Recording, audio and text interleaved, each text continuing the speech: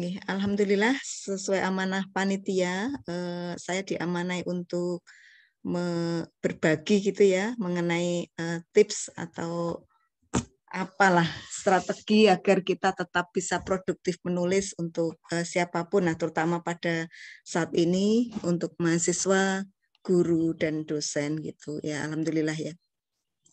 Mas-mas, Mbak-mbak, seperti tadi sudah kita singgung sedikit. Nah, nanti mohon izin, nah sebelumnya saya belum pernah mengisi seperti ini ya, mengisi tips and trick gitu belum pernah. Jadi ini pertama kali saya dimintai cara ya, teknik berbagi kaitannya dengan menulis gitu ya. Mohon izin nanti ada sebagian dari diri saya yang saya ceritakan bukan bermaksud apa-apa gitu ya, tetapi saya hanya menggarisbawahi bahwa di antara keterbatasan kita juga bisa berprestasi dan bukan bermaksud ria atau apa, tetapi untuk lebih ke memotivasi sama-sama aja dan sama-sama untuk belajar gitu.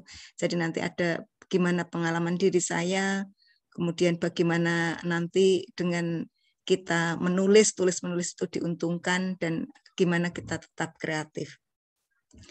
Mas-mas, mbak-mbak yang saya hormati, kita coba masuk ke bagaimana pengalaman diri saya gitu ya. Mungkin nanti kalau misalnya ada kaitannya dengan yang disampaikan Bu Koirunisa, pembicara kedua mungkin ya, bagaimana kita menjadi Avenger ya, menjadi penakluk gitu ya.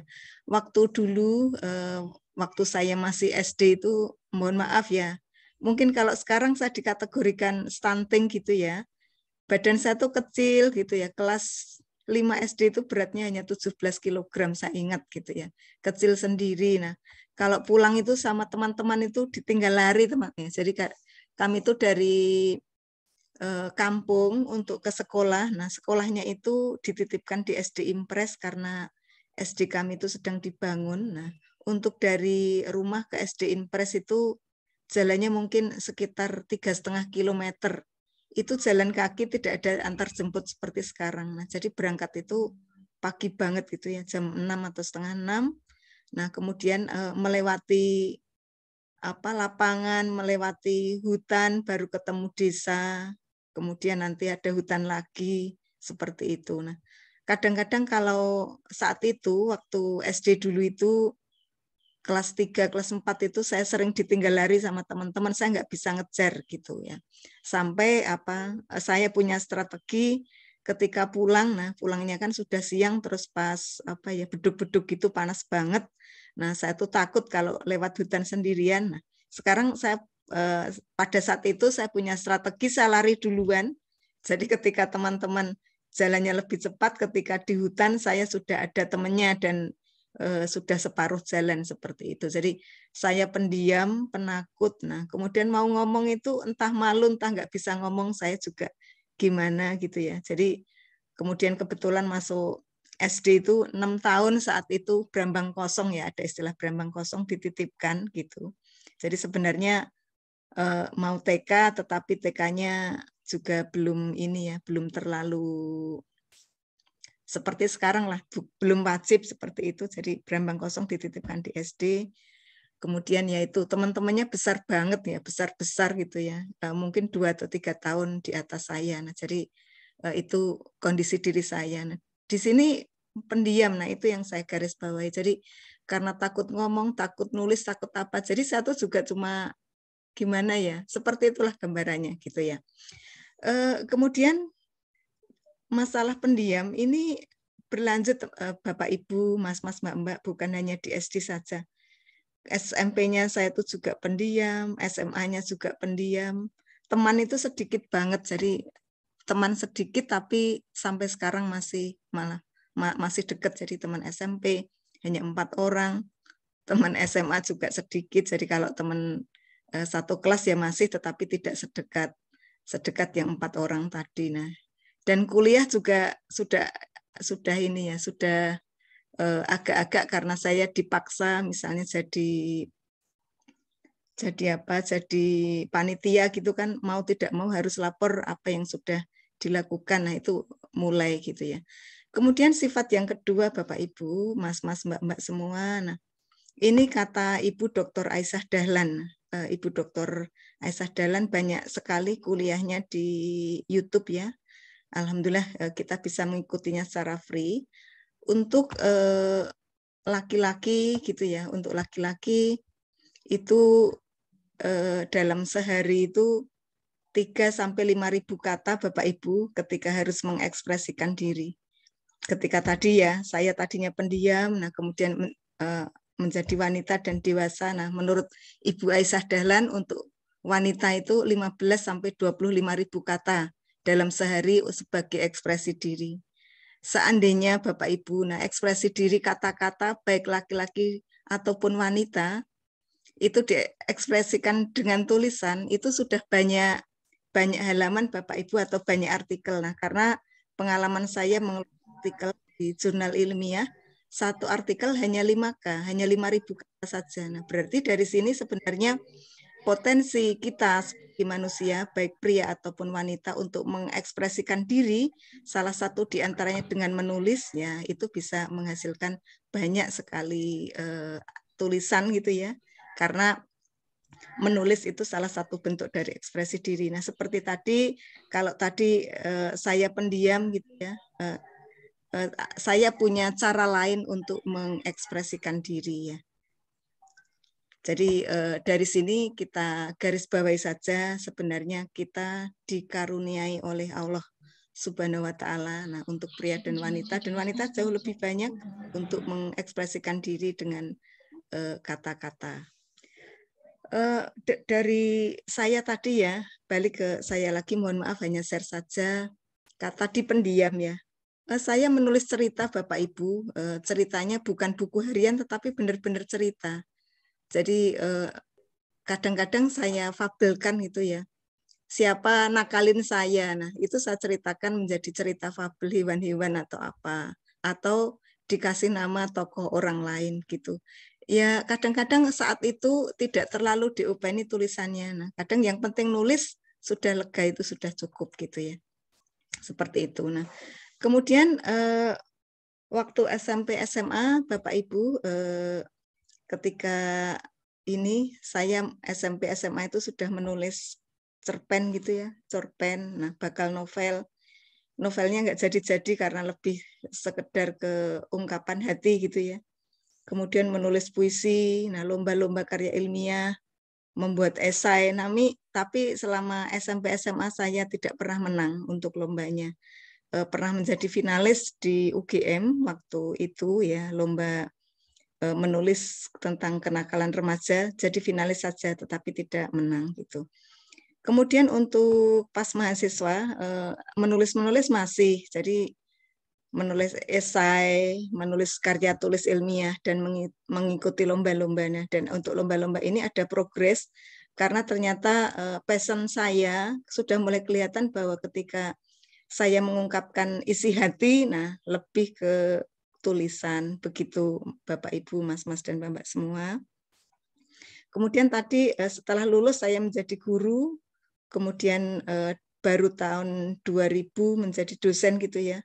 Alhamdulillah ketika menjadi guru saya juga sudah mulai menulis buku, menulis karya ilmiah untuk guru ya, kemudian mengikuti lomba-lomba, meskipun waktu menjadi guru juga finalis saja, belum menang, kemudian juga menulis beberapa paper, dan untuk menulis buku karya ilmiah paper ini masih saya lanjutkan ketika menjadi dosen. Insya Allah nanti apa yang ditulis kita bahas di belakang, insya Allah. Nah, ini waktu saya S1, nah masih culun banget ya. Alhamdulillah saya menemukan passion saya, ternyata dengan menulis itu bentuk ekspresi diri. Jadi alhamdulillah mulai juara gitu ya, juara fakultas, universitas, dan seterusnya. Nah, alhamdulillah yang jam pasir itu yang saya bawa di foto itu PIMNAS ya, juara medali emas PIMNAS yang waktu itu diselenggarakan di ITB gitu. Jadi kompetisi menulis apapun saya ikuti. Jadi menulis esai, menulis karya ilmiah lingkungan, menulis karya ilmiah sosial humaniora, tentang kebutuhan khusus, tentang pendidikan dasar. Pokoknya mau nulis ada waktu ya saya gunakan untuk menulis seperti itu. Kemudian ketika menjadi guru, mohon maaf sebenarnya ada foto ketika di Al-Azhar, tapi saya cari tadi malam kok nggak ketemu gitu ya.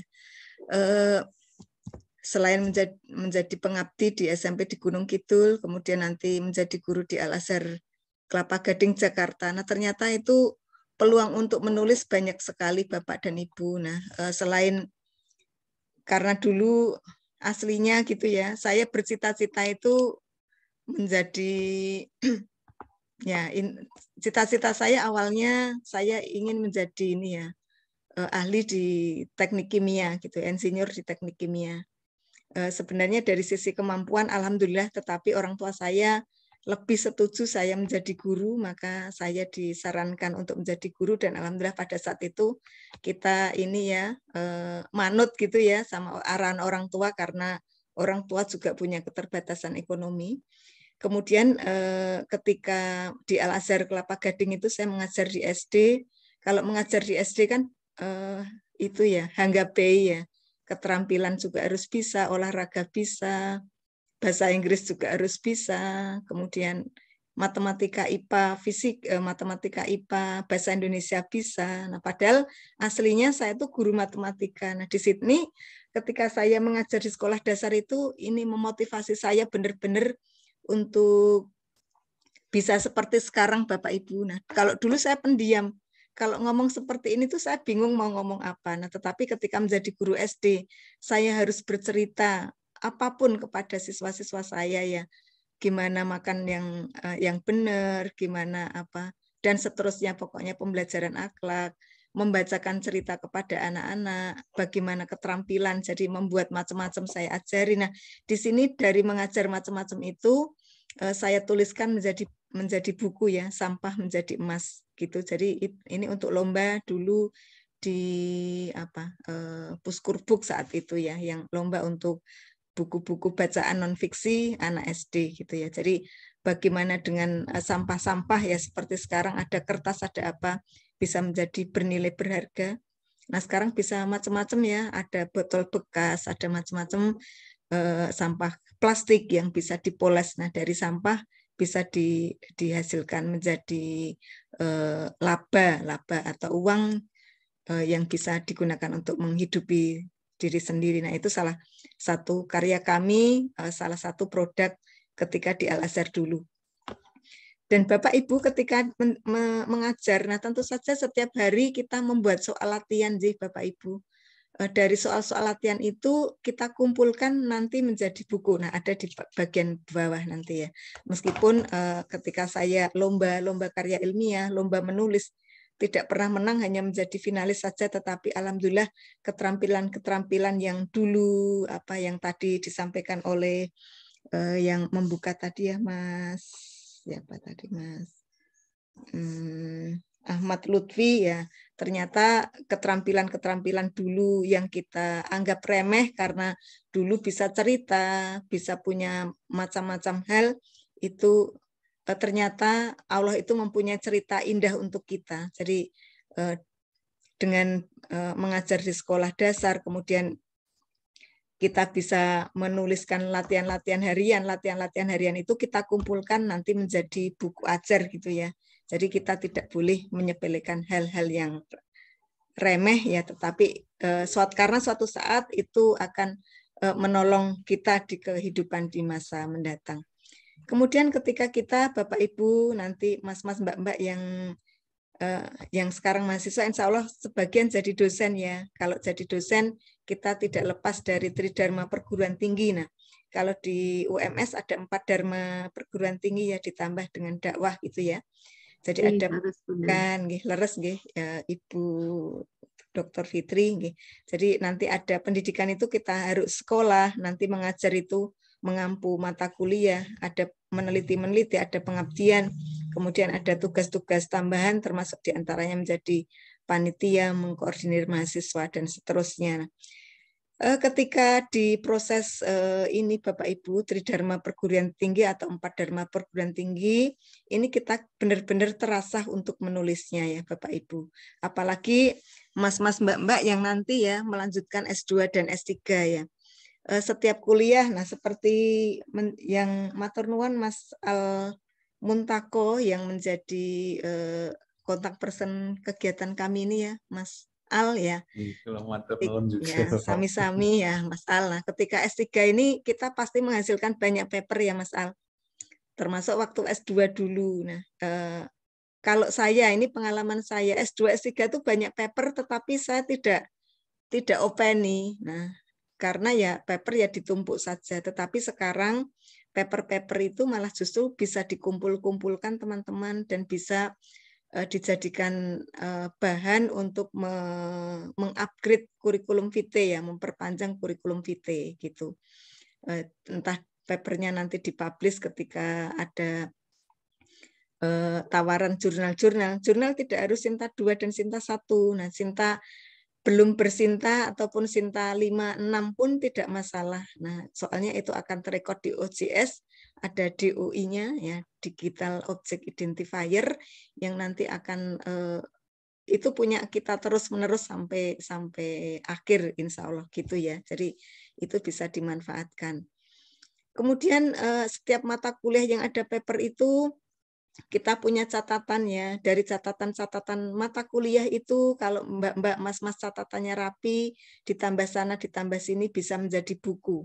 Ini pengalaman pribadi saya ya.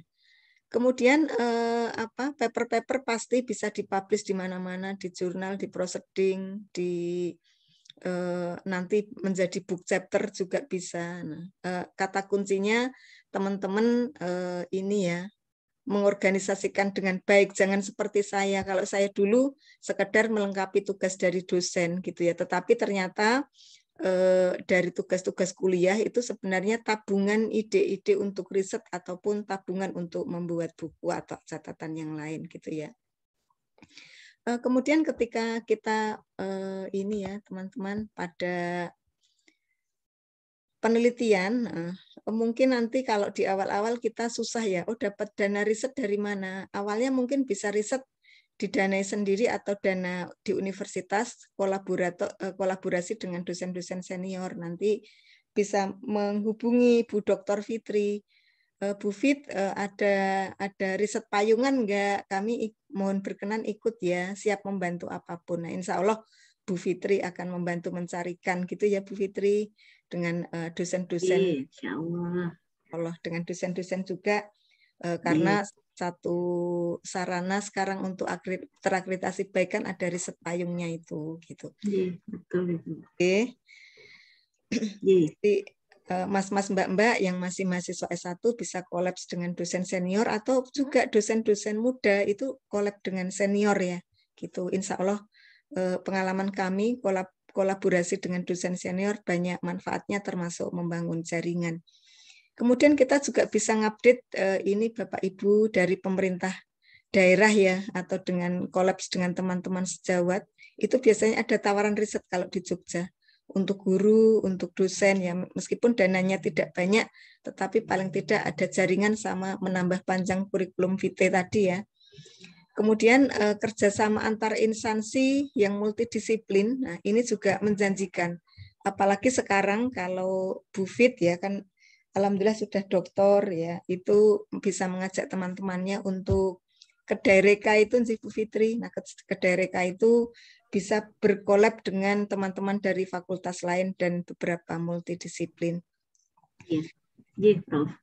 Leres nggih. Kemenristek-Dikti juga di Kemenristek-Dikti ada banyak macam-macam tawaran ya, mulai dari hibah yang mahasiswa ya, untuk yang mahasiswa S2 itu hibah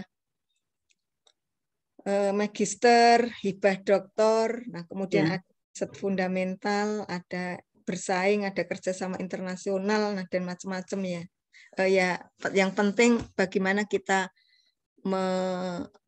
mempunyai CV untuk memantaskan diri sehingga kita masuk di kategori-kategori tertentu gitu ya, termasuk kalau mau dapat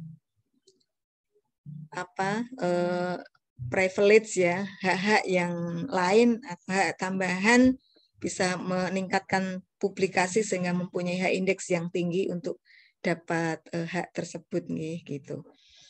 Kemudian dari semua kegiatan penelitian ini kita tidak lepas dari kegiatan menulis nih.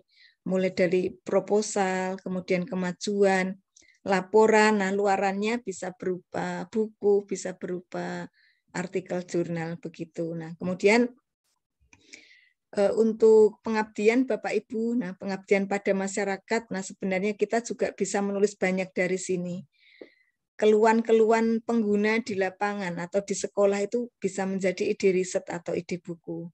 Seperti contoh Bapak Ibu, kalau kurikulum baru itu kan pasti Bapak Ibu di sekolah belum ini ya, belum tersosialisasi dengan baik. Nah, kita membantu sosialisasinya bisa jadi tulisan.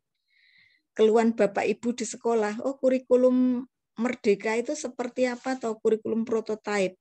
Bapak Ibu bisa memulai sosialisasi. Nah, Bapak Ibu, Mas-mas, Mbak-mbak, adik-adik mahasiswa gitu ya.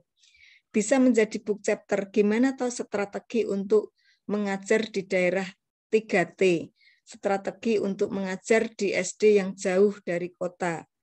Semacam itu. Nah, kemudian bagaimana ya meningkatkan kompetensi guru-guru terkait dengan TI. Nah, seperti itu. Nah, itu juga bisa menjadi ide untuk riset ya. Kemudian strategi pemecahan masalah nanti bisa menjadi bahan kajian. Kalau ada masalah seperti ini, nah kita sebagai ahli, sebagai dokter, nah dokter itu kan harapannya sudah lebih dari dokter ya, sudah menjadi pakar. Jadi kalau ada masalah, strategi pemecahnya bagaimana? Ini bisa menjadi ide-ide kajian dan implementasinya nanti seperti apa bisa menjadi ide kajian, ide riset dan juga ide artikel. Jadi banyak banget yang menjadi bahan-bahan yang bisa ditulis kaitannya dengan tugas dosen, tugas guru. Nah, guru juga mengabdi juga. Kemudian mahasiswa yang bisa collab dengan dosen ikut di penelitian maupun di pengabdian. Ini Bapak Ibu, alhamdulillah ya dari menulis ya waktu pengalaman saya di sekolah dasar itu kami collab dengan Mas Atang, collab dengan Bukana. Nah ini nanti Fun Learning matematika ini buku kami dulu. Nah tapi kami tidak memperpanjang lagi kontraknya. Ini dari buku-buku pengalaman mengajar di sekolah dasar dulu. Di sekolah dasar saya sempat mengampu kelas 2 pernah agak tidak terlalu lama, sebulan 2 bulan. Kemudian dipindah ke naik kelas 3 itu 2 tahun ya. Kemudian kelas 4 setahun, naik kelas 6 beberapa bulan, terus saya ikut suami untuk resign pindah ke Jogja gitu. Dari modal-modal mengajar di sekolah dasar ini saya bisa menulis buku ajar gitu ya. Jadi saya alhamdulillah pernah punya buku ajar untuk sekolah dasar, SMP, SMA dan SMK gitu ya. Kemudian dari memasak, keterampilan dan lain-lain, kita sebenarnya bisa punya praktek pengalaman ilmiah populer. Kalau tadi saya punya ini ya buku dari sampah menjadi emas tadi. Kemudian ada juga best practices teman-teman, Bapak Ibu semua. Kalau kita punya masalah menghadapi mahasiswa atau menghadapi siswa yang slow learner misalnya, kita harus apa yang harus kita lakukan. Itu jadi best practices yang bisa ditulis. Nah, ini bisa diformat dalam pengabdian pada masyarakat ataupun kalau yang tertulis di kanan ini kalau di PAK ya di PAK itu masuk di pengabdian pada masyarakat ya PAK dosen gitu ya. Kemudian Bapak Ibu kegiatan tambahan seperti alhamdulillah Bapak Ibu untuk mengisi macam-macam saya tidak pernah menolak gitu ya. Meskipun SD sebelah rumah, kemudian SMP tetangga, mengisi kegiatan daring luring di yang jauh asal waktunya cocok insya Allah saya tidak menolak dan masalah macam-macam tidak perlu dipikirkan yang penting cocok ininya dulu ya cocok jadwalnya dulu jadi mengisi mahasiswa mengisi parenting gitu ya mengisi sekolah sebelah rumah itu sering ada kegiatan melibatkan Bapak Ibu yang ada di lingkungan untuk mengisi atau membaca cerita. Nah, alhamdulillah saya beberapa kali mengisi anak-anak membaca cerita gitu ya. bagaimana membaca cerita dalam bahasa Inggris, bagaimana memotivasi anak-anak untuk bisa belajar bahasa Inggris. Jadi nanti dari buku bahasa Inggris kita bacakan, terus kita ceritakan dengan 2 bahasa. Nah, saya pernah melakukan seperti itu di sekolah sebelah rumah. Nah, kemudian webinar, kemudian ada kelas menulis. Nah, kegiatan-kegiatan seperti ini memotivasi kita untuk terus belajar dan terus aktif, Bapak Ibu. Jadi tidak selama masa pandemi seperti yang diceritakan tadi, alhamdulillah kita bisa mengisi banyak hal secara luring ya, Mas Ahmad Lutfi tadi memotivasi kita. Jadi secara luring kita bisa membantu banyak orang di sekitar kita. Ya modalnya ya pulsa dan gadget ya tentu saja gitu. Untuk kegiatan macam-macam dan seperti ini ide untuk menambah ilmu. Nah seperti kemarin ada mahasiswa, Bu kami ditolongin Bu mengisi. Nah bagaimana untuk menjadi mahasiswa yang sukses ketika kuliah di S1. Nah, kemudian ada mahasiswa S3. Nah, gimana Bu strategi untuk menyelesaikan disertasi dengan cepat. Nah, alhamdulillah semacam itu tuh pokoknya tidak ada ini ya. Insya Allah bisa membantu dan dari situ kita dapat ide untuk menulis. Nah, dari mengisi mahasiswa yang S3 itu ternyata mahasiswa S3 itu terkendala ketika menulis di artikel jurnal. Nah, akhirnya saya malah jadi punya ide, nah, menulis tantangan mahasiswa tantangan menjadi mahasiswa doktor ya di universitas titik-titik. Nah, itu jadi judul untuk dilakukan riset ya, seperti itu. Kemudian dari parenting teman-teman, Bapak Ibu semua, Mas-mas, Mbak-mbak, adik-adik mahasiswa, ternyata orang tua itu ini ya saya juga jadi orang tua, tetapi ketika bertemu dengan orang-orang tua lain di acara parenting, itu banyak banget ini masalahnya. Ada yang masalahnya itu satu keluarga ada balitanya 3, sehingga kakak-kakaknya yang di SD itu kesulitan belajar, dan seterusnya ternyata masalahnya banyak. Dan tentu saja masalah seperti ini perlu dipecahkan.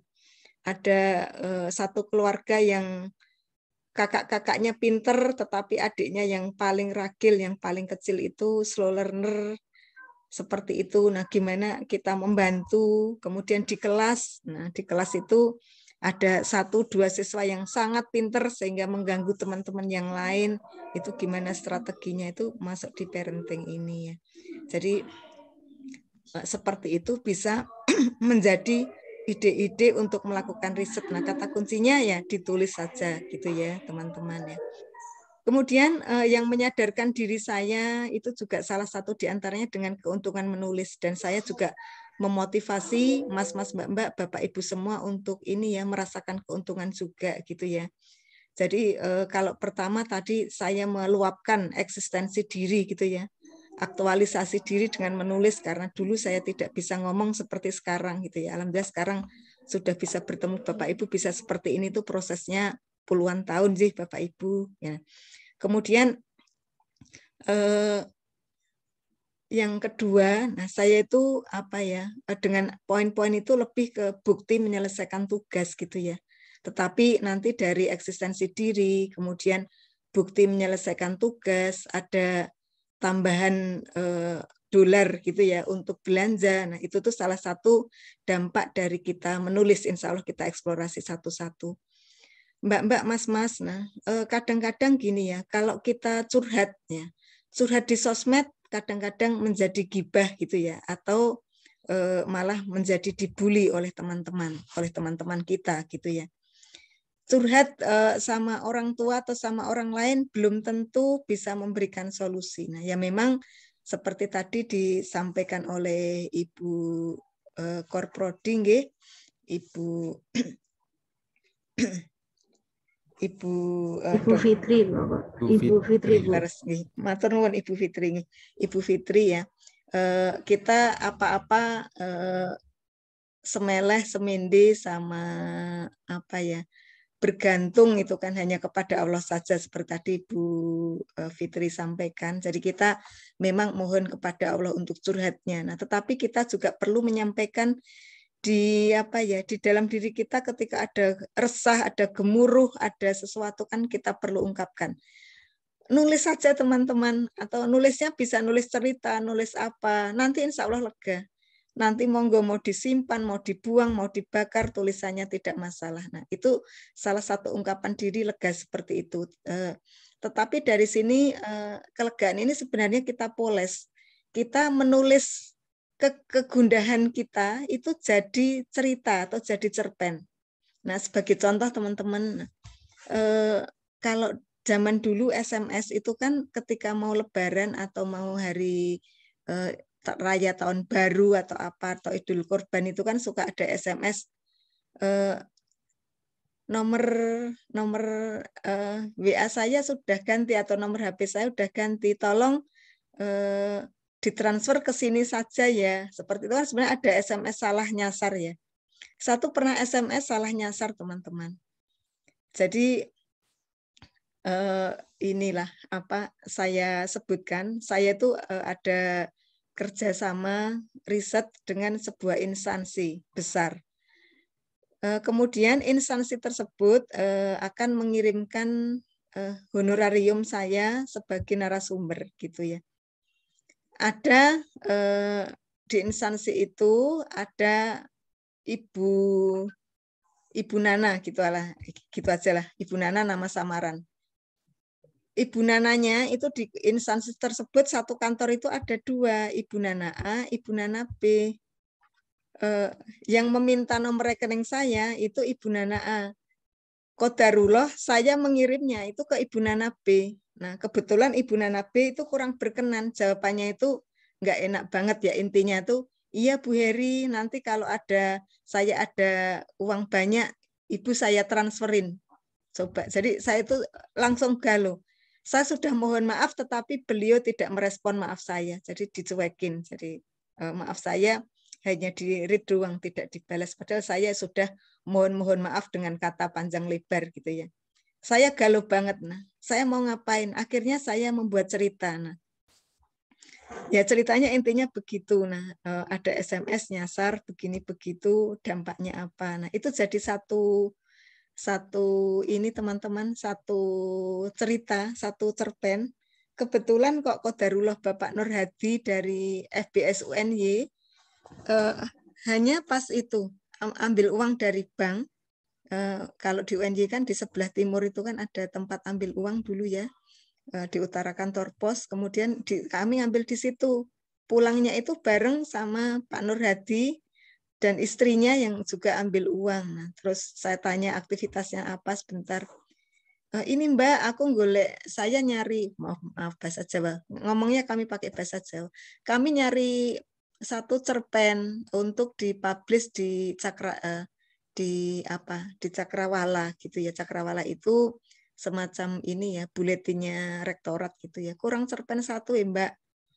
Oh ya sudah, kebetulan tadi malam saya bikin cerpen Pak, saya email ya. Nah, alhamdulillah terus di email, terus terbit teman-teman. Nah, terbit itu saya senang banget ya karena itu ekspresi diri, saya hanya menyampaikan kegalauan dan saya lega karena, dan mungkin juga Mbak Nana yang itu tuh membaca bahwa saya tuh menyesal, saya itu tidak sengaja. Nah, karena memang yang saya tuju adalah Mbak Nana A, bukan Mbak Nana B. Meskipun Mbak Nana B marah dalam tanda kutip ya, tidak berkenan karena saya dianggap minta kiriman seperti itu. Nah, itu jadi satu cerpen teman-teman gitu. Dan cerita-cerita lain alhamdulillah banyak mengalir dan saya juga langganan menjadi penulis di beberapa majalah mahasiswa ya, saya lupa namanya. Nah, seperti itu, hanya cerita-cerita remeh-temeh sederhana. Saya tidak peduli dapat uang ganti tulis atau enggak, tetapi kadang-kadang saya dikirimi ya sama sama publishernya itu, ada buku lah, ada kerudung, pernah dikirimi pulsa, pernah dikirimi uang juga. Jadi saya tidak melihat, yang penting lega. Saya mengekspresikan kemarahan saya mengekspresikan ungkapan kesedihan, ungkapan kegalauan itu dengan tulisan. Dan karena nama-nama nama-nama dalam cerita bisa difabelkan, bisa dibuat menjadi kata-kata yang lain. Nah, kalau tokoh yang sekarang sedang saya suka itu Paijo, Paijem, Paijah gitu ya. Jadi punya karakter sendiri-sendiri sampai meskipun hanya tulisan pendek banyak yang mengapresiasi. Nah, ketika saya tidak pasang status dengan cerita Paijo, Paijem itu ada yang japri, Mbak, Paijemnya kok nggak muncul lagi, ditunggu-tunggu J gitu. Jadi sampai seperti itu. Jadi itu sebenarnya lebih ke ungkapan ungkapan perasaan saja saya menjadi lega gitu ya. Kemudian ini Bapak Ibu kaitannya dengan menulis ya. Nah, kalau kita tuh dengan menulis itu kita ada. Jadi kalau kita bukan anak raja, bukan anak ulama, maka dengan menulis itu kita insya Allah ada ya dan terkenal. Nanti insya Allah ada contoh beberapa tulisan yang termasuk yang dosen kami menjadi juara 1 di peneliti nasional ya, beliau menjadi. Nah, jadi ini ya, menurut Imam Al-Ghazali, jika bukan anak raja, bukan anak ulama, maka menulislah. Maka dengan menulis kita itu dihargai eksistensinya dan kita menjadi ada. Nah, ini yang tadi barusan saya ceritakan. Beliau Bu Suharsini Arikunto, dosen FIP UNY. Nah, sitasinya banyak sekali, ada yang 24.000, ada yang 160.000. Ini beliau luar biasa. Beliau mendapat anugerah menjadi peneliti nomor 1 di Indonesia. Dulu dosen FIP UNY, setelah purna mengabdi di UAD. Nah, sekarang makanya ketika di UAD, manajemen pendidikan UAD. Nah, ini merupakan panen ya. Buku prosedur penelitian, dasar-dasar evaluasi itu bukunya tahun-tahun dulu. Jadi pas muda dulu menulis ternyata panennya adalah pas pensiun gitu. Jadi itu salah satu cara ya ketika kita mau mengabdi di masa pensiun, ternyata menulis itu kita tetap bisa mengabdi karena kita ada follower, ada yang menyitasi seperti itu. Kemudian Ibu Bapak semua, Mas-mas Mbak-mbak semua, nah kita ini ya kalau bisa ya tadi tulis terus-menerus saja, menulis apapun gitu ya. Ada juga seorang rektor UIN, saya kok lupa namanya, kemarin baru 2 tahun yang lalu mengisi di tempat kami. Habis subuh itu beliau dedikasikan diri beliau untuk menulis. Nah, setiap habis subuh sampai jam 6:30 itu beliau sudah mendapatkan 1 chapter. Jadi kalau dalam 1 buku itu 30 chapter misalnya. Jadi 1 tahun beliau bisa punya 10 sampai 12 buku. Nah, itu salah satu cara beliau agar ini ya, dengan terus-menerus menulis, punya karya yang terus-menerus dan bisa diingat. Ini Bapak Ibu, ini pengalaman kami. Nah, alhamdulillah ada banyak tulisan ya. Ini yang di Scopus saja. Untuk bisa memperoleh seperti ini juga memang perlu perjuangan. Jadi kami menulisnya bukan hanya 2016 sampai 2020, tetapi menulisnya sejak 99. Tetapi yang terindeks Scopus baru mulai masuk di 2014 seperti itu ya. Jadi ya belum apa-apanya lah jika dibandingkan dengan Bu Prof. Suharsini ini. Nah, tetapi kita bisa meneladani beliau untuk bisa terus mengabdi, dan yang keadaan sekarang alhamdulillah kita syukuri sebagai modal untuk ke depan menjadi lebih baik itu. Dan ini salah satunya Bapak Ibu, alhamdulillah tahun berapa ya ini, 2018. Nah, kami didapat penghargaan Wara Adi Kencana untuk sitasi Scopus yang terbanyak tahun 2018 gitu ya. Kalau sekarang ada yang muda-muda lagi, banyak banget yang bisa ini, yang bisa mungkin melebihi kami, alhamdulillah gitu ya. Kemudian manfaat yang kedua Bapak Ibu kaitannya dengan tulis menulis itu kita tidak tidak sadar itu sudah mengumpulkan poin. Jadi ketika menjadi asisten peneliti dulu, saya membuat apa saja, membantu dosen saya apa saja. Membuat proposal, membuat PPT, membuat instrumen, membuat artikel. Artikel dulu awalnya saya menjadi penulis kesekian ya, penulis ketiga, keempat. Menulis buku juga menjadi penulis kesekian. Nah, tetapi tidak masalah. Karena pada tahapan selanjutnya saya belajar untuk menulis usulan sendiri, menulis PPT sendiri, menulis artikel sendiri. Kemudian setelah itu dipercaya menjadi editor dan menulis di berbagai proceeding, kemudian juga menjadi menulis artikel sendiri di jurnal gitu ya, di menulis artikel untuk dipublish di jurnal. Jadi tidak apa-apa, kita berangkat dari bawah dan dari bawah itu kita bisa banyak belajar ya. Alhamdulillah saya membantu banyak dosen Bapak Ibu waktu saya masih mahasiswa S1 dulu, membantu Bapak almarhum Edi Prayitno, membantu Bapak Sugiono, membantu Prof. Zuhdan, macam-macam, asisten mengajar, asisten meneliti, asisten lab. Nah, lab saat itu lab fisika, Prof. Zuhdan gitu ya, sama Bapak Sugiono, asisten di lab micro teaching sama lab geometri. Seperti itu. Jadi pokoknya semua pekerjaan bisa dilakukan, nah insya Allah membawa manfaat untuk ke depan. Kemudian salah satu benefit yang lain Bapak Ibu, waktu saya mendaftar dosen tahun 99 untuk dapat SK PNS 2000. Jadi pada wawancara terakhir itu kami tinggal 2 orang, diambil 1 untuk diterima PNS. Nah, calon lain itu Masya Allah luar biasa karena merupakan mahasiswa S2 yang menunggu wisuda, yang hampir lulus. Nah, sementara saya waktu itu membawa ijazah S1 gitu ya. Tetapi dari sini, meskipun nilai tes akademik, indeks prestasi hampir sama, tetapi yang membuat beda saya dengan beliau adalah saya punya penelitian cukup banyak, punya buku, dan saya sudah mengabdi di SMP dan sekolah dasar. Dari sini yang membuat saya berbeda dengan masnya yang luar biasa tadi di tulis-menulis, dan alhamdulillah yang diterima adalah saya gitu ya, yang meskipun masnya tadi alhamdulillah juga dapat pekerjaan terbaik menjadi Widya Iswara juga, jadi luar biasa juga. Beliau memang luar biasa, tetapi ketika diperhitungkan tulis-menulisnya alhamdulillah Senat itu memilih kami. Nah, dari sini kita bisa memperoleh benefit ya, bahwa CV yang panjang dengan menulis itu akan membantu kita untuk memperoleh macam-macam termasuk pekerjaan, beasiswa, dan lain-lain gitu ya. Bapak Ibu, Mas-mas dan Mbak-mbak, nah mungkin ini ya, alhamdulillah ini saya menjadi guru besar itu suatu hal yang luar biasa menurut saya.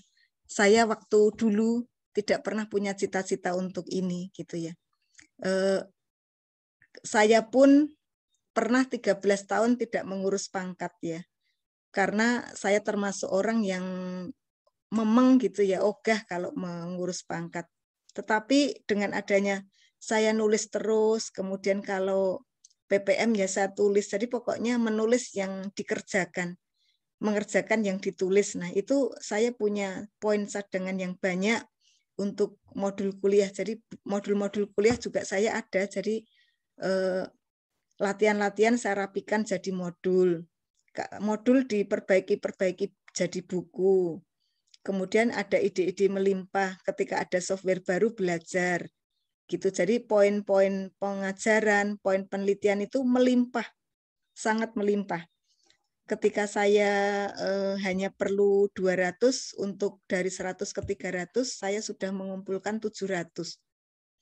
Ketika dari 300 mau ke 700, saya sudah mengumpulkan 700 juga. Jadi sudah saat itu juga sebenarnya bisa ke guru besar, gitu, bisa loncat, tetapi saya nggak pengen loncat. Jadi malah yang diupload untuk didikti dikurangi. Nah, ketika saya sudah santai-santai, saya sudah merasa aman. Lektor kepala amanlah, saya tidak mau naik lagi. Nah, tetapi ternyata sama Bapak Dekan, Pak Hartono, kemudian Bapak Dekan yang baru Pak Reswan, kemudian Bapak Rektor, saat itu Bapak Sutresna Wibawa, Mbak dihitung, nah, kamu kan Scopusnya banyak. Nah, jadi saya dipaksa-paksa untuk naik pangkat. Alhamdulillah malah naiknya itu dari 700 tidak ke 850 tapi malah ke 1050. Seperti itu dengan usaha yang kecil Bapak Ibu. Jadi karena tulisan banyak, melimpah, buku-buku juga banyak, poin pengajaran juga melimpah, malah ini saya malu banget sampai ditantang.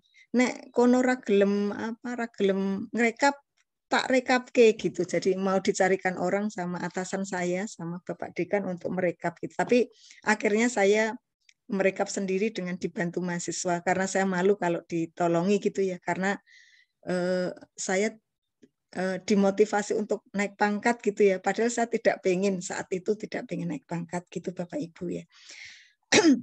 Kemudian ketika ini ya tulisan banyak itu kita ini Bapak Ibu punya banyak hal. Jadi tahun 2021 masuk 100 besar. Nah, sekarang sudah masuk 130-an ya.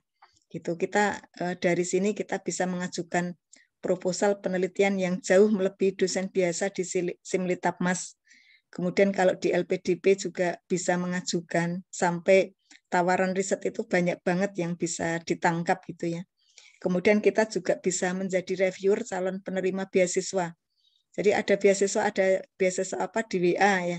Bu mau gabung nggak jadi reviewer? Nah, tapi karena tenaganya tidak ini ya, tidak apa,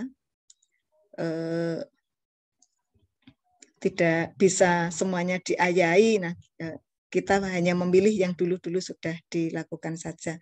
Kemudian juga menjadi pembicara beberapa pertemuan ilmiah Bapak Ibu ini banyak banget. Jadi hampir setiap bulan ada. Jadi alhamdulillah memberikan kesempatan bagi kami ya saya pribadi untuk mengupdate ilmu seperti itu. Jadi insya Allah kita juga bisa dapat ini karena CV kita ya gitu. Dan masalah koin Bapak Ibu ya, alhamdulillah saya juga tidak mengubah gaya hidup dari mengajar SD dulu sampai sekarang juga saya seperti ini. Dan setiap memperoleh apa itu dicentel ke Bapak Ibu. Jadi apa ya kelihatan hasilnya ya.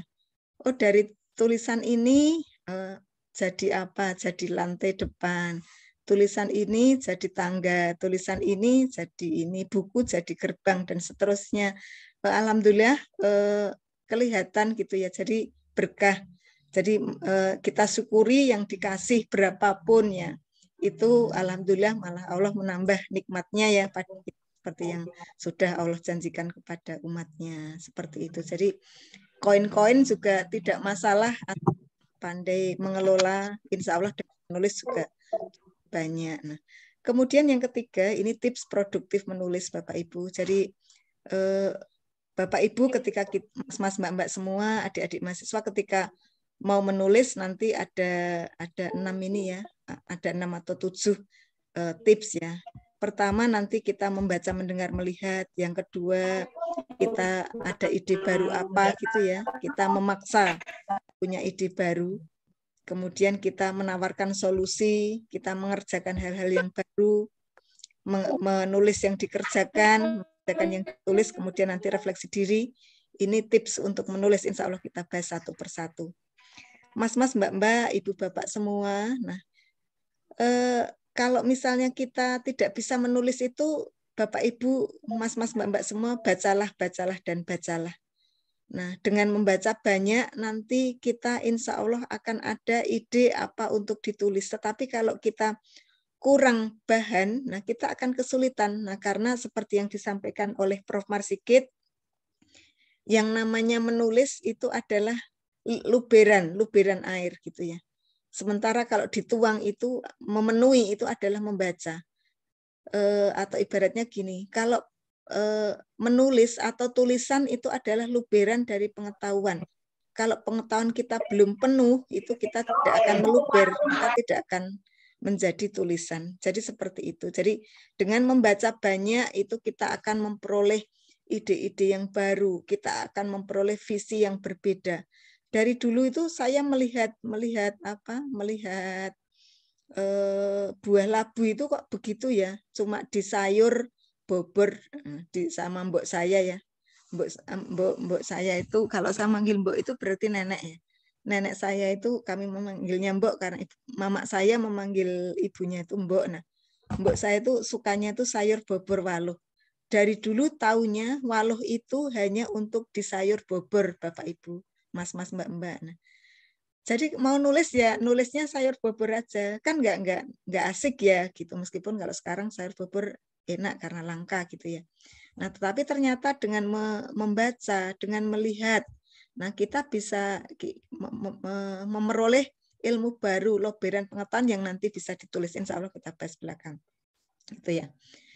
Kemudian dari membaca, nah dari mendengar. Nah, Bapak Ibu guru misalnya dari lapangan, dari sekolah itu curhat.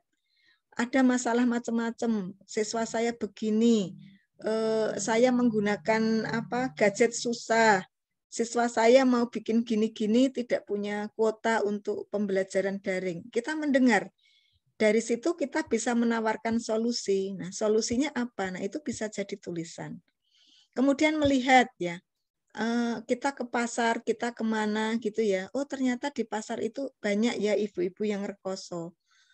Di sekolah ternyata banyak siswa-siswa juga yang merasa dibully. Kemudian ketika kita ada kasus KDRT, nah kita membaca, mendengar, melihat, nah ternyata banyak ya ibu-ibu itu yang sudah bekerja membantu suami dan seterusnya, ternyata sama suaminya KDRT. Kita bisa dengan melihat itu kita bisa menyuarakan, ya menyuarakan, kemudian mencari solusinya. Itu bisa kita tulis menjadi artikel, menjadi buku, menjadi book chapter, menjadi opini, nah, menjadi macam-macam ya seperti itu. Nah, mohon izin cerita tadi masalah waluh tadi ya. Karena dengan waluh itu saya penasaran Bapak Ibu, makanya saya menanamnya saya format dalam project STEM, Science, Technology, Engineering, and Mathematics. Nah, ini waluh yang kami tanam ketika hampir berbunga. Kemudian ketika panen, ini panennya banyak sekali, alhamdulillah, dengan menanam kira-kira 10 tanaman. Ada yang saya beri perlakuan khusus ya.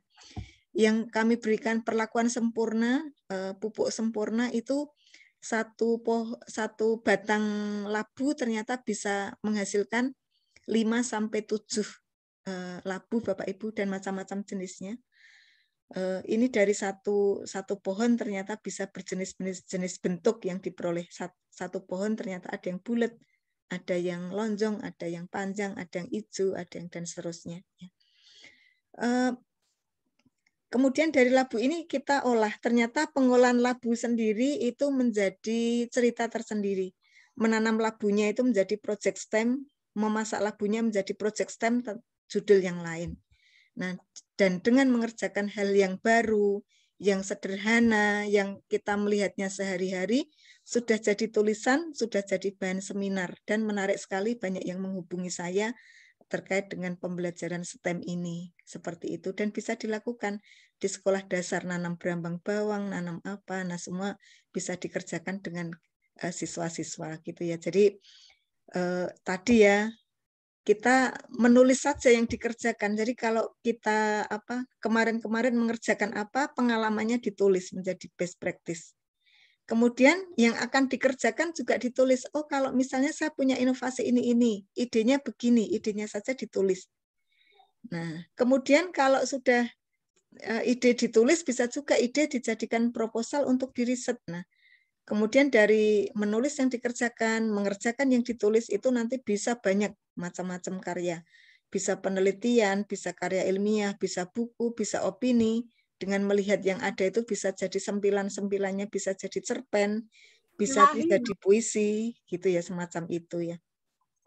Kemudian yang ketujuh, kalau tadi ada ketujuh itu refleksi diri Bapak Ibu, Mas-mas, Mbak-mbak semua. Nah, sejauh ini kita itu sekarang posisinya di mana? Ketika saya mau jadi singa, kok sekarang itu posisi saya masih kucing, saya harus seperti apa? Nah, kita harus punya visi misi, punya harapan, punya pandangan. Nah, kalau masa depannya seperti ini, saya jalannya harus begini. Ini bisa jadi tulisan seperti itu. Jadi apapun mas-mas mbak-mbak sekarang, tetapi ketika kita melihat diri kita dengan baik, nah insya Allah kita akan berjalan seperti ini, seperti itu dengan tertata. Tentunya ketika kita membuat rencana. Seperti itu mas-mas dan mbak-mbak. Dan sebagai tambahan, nah selain refleksi diri, kita juga ini ya Bapak Ibu membagi ide untuk menulis. Ya, jadi ketika alhamdulillah saya punya forum banyak, jadi banyak mahasiswa, banyak dosen yang menghubungi saya untuk Mbak, saya mau naik ke guru besar ya, saya nggak ada ide untuk ditulis. Nah, kira-kira bidang saya ini nanti saya harus nulis apa ya? Kira-kira nanti jurnalnya apa? Saya mau ke lektor kepala, sekarang saya posisinya di lektor 200. Saya bidangnya ini, saya bisanya ini, saya harus apa? Nah, ini semacam ini. Jadi kadang-kadang banyak teman, banyak mahasiswa juga yang menghubungi ya. Bu, saya mau menulis tesis, tetapi saya nggak punya judul. Skripsi untuk ini apa ya, Bu? Saya bisanya ini. Nah, kadang-kadang berbagi ide untuk menulis itu kita jadi berputar terus otaknya ya. Oh, harus ada ini, harus ada ini. Nah, kadang-kadang membantu memberi judul itu juga membantu metodenya juga. Jadi kita juga harus belajar juga. Kalau riset simulasi, caranya gini ya Bu, oh ya nanti ada kesulitan mereka juga biasanya menghubungi kita lagi. Jadi tidak usah ini ya, kita tetap terus membaca dan dari sini kita juga bisa membantu yang tadi kita kasih idenya. Kemudian membimbing orang lain untuk menulis. Nah, alhamdulillah saya juga banyak komunitas. Saya bergabung untuk membimbing orang lain menulis di LPPM UNY, di mahasiswa Pasca, di mahasiswa PEP. Ada teman-teman dari kemarin yang pendidikan dasar yang dikomandoi oleh Pak Jarwo, Dekan FIP UNY, semacam itu. Ya, jadi kita membimbing orang lain untuk menulis itu kadang-kadang memberikan pencerahan kepada kita untuk bisa juga menulis menjadi lebih baik dan menjadi lebih tajam apa yang akan ditulis. Ya. Mohon maaf baterainya habis.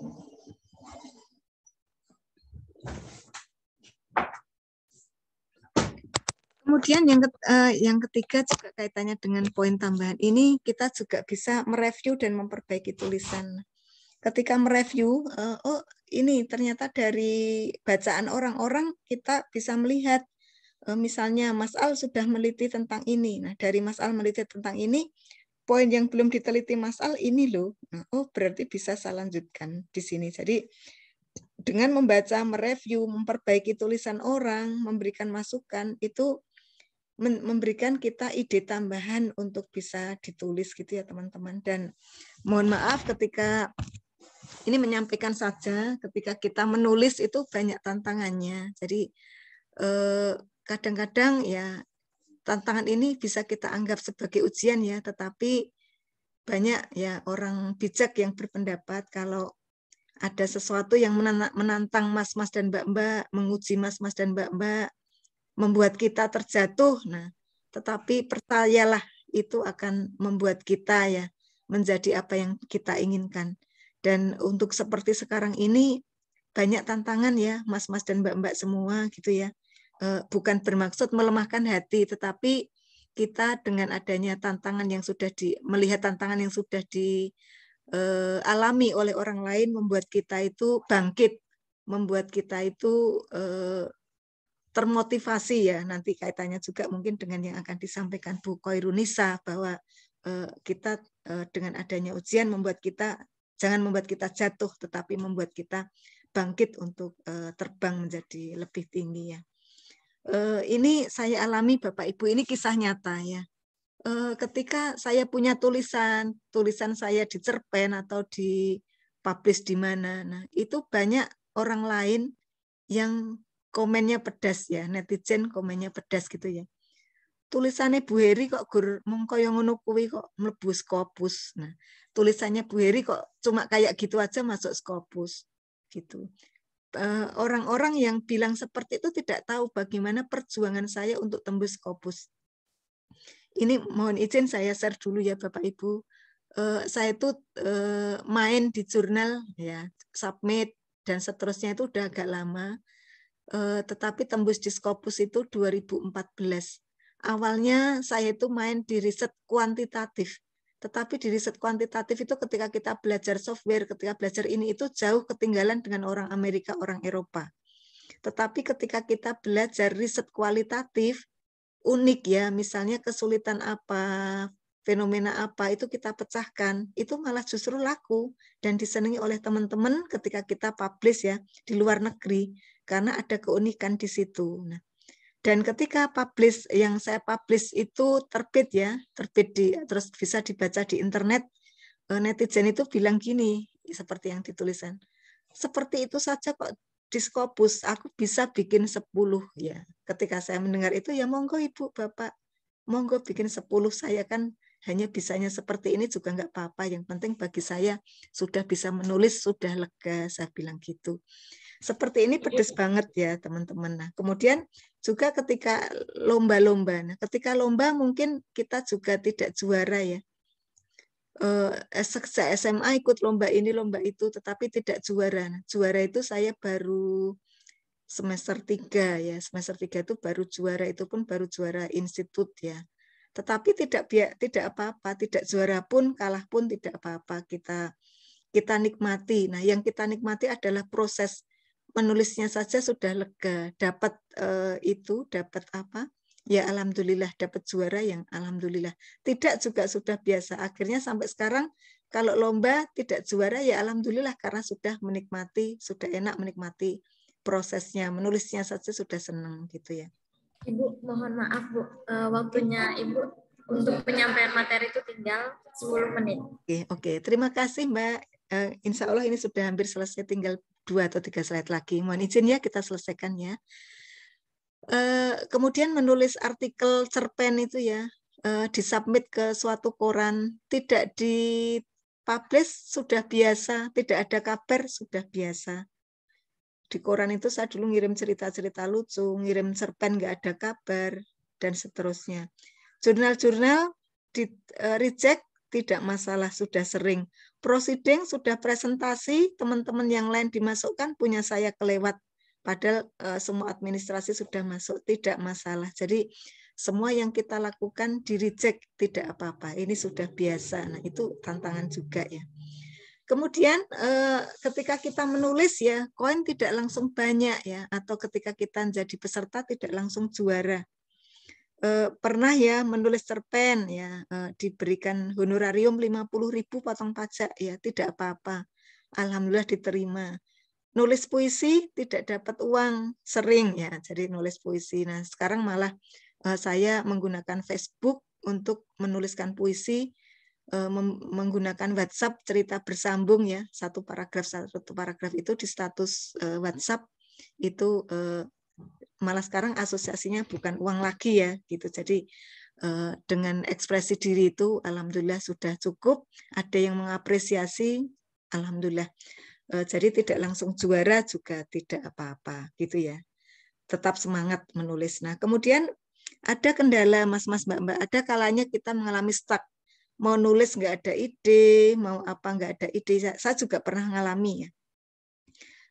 Kalau mengalami stuck ketika kita menulis ini, kita cooling down dulu gitu ya. Jalan-jalanlah, mencari inspirasi ke pasar. Kemudian nanti dari situ nanti kita yang menulis yang ringan-ringan aja. Satu kata, satu kalimat yang lucu-lucu, kalimat yang sederhana. Terus kita juga bisa membaca macam-macam, memperdalam ilmu yang kita tertarik di situ, bidang interest kita.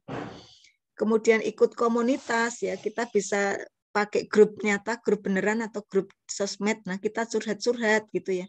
Itu nanti insya Allah tidak stuck. Nah, kemudian juga menggunakan power of kepepet ya. Kita sering. Nah, kalau besok ada submitnya itu terakhir hari ini, nah, kita kadang cepat-cepat ide itu mengalir banyak sampai ada teman saya itu cerita. Nah, kalau menjelang deadline itu kok malah ide mengalir banyak ya. Itu namanya power of kepepet ya. Tetapi nggak bagus power of kepepet ini. Jadi kita bisa kasih tenggang. Jadi H-5.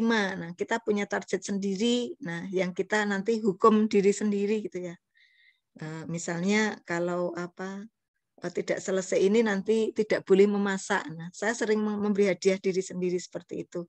Nanti nulis dulu kalau sudah selesai satu halaman baru boleh memasak. Jadi karena kita memasak itu kan karena kewajiban jam 16.30 sudah harus ke dapur. Nah, sebelum jam 16.30 sudah harus selesai. Nah, makanya power of kepepet kita bikin sendiri kulturnya gitu ya. Gitu. Jadi ketika sebelum hari H kita juga sudah selesai dan bisa mengecek. Ini cara kalau kita nanti atau teman-teman pernah mengalami stuck dalam menulis gitu ya.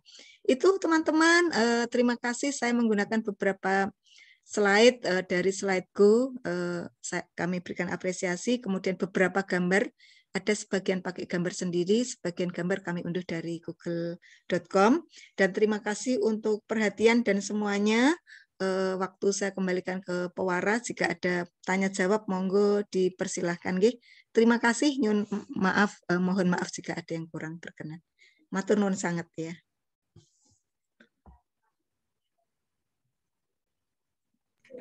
Ya, selanjutnya adalah sesi tanya jawab. Dipersilahkan kepada teman-teman yang ingin bertanya mohon raise hand atau bisa menuliskan pertanyaannya di room chat Zoom dengan menyertakan nama dan NIM terlebih dahulu. Mungkin dari teman-teman di Zoom bisa ingin bertanya, silahkan.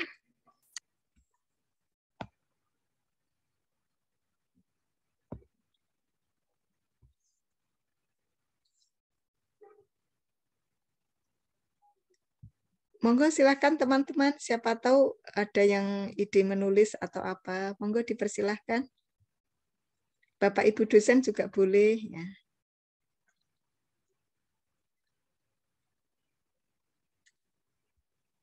Di chat juga boleh, silahkan. Saya sudah resen, Bu, Mbak Moderator. Bu Dr. Fitri, Mbak Moderator.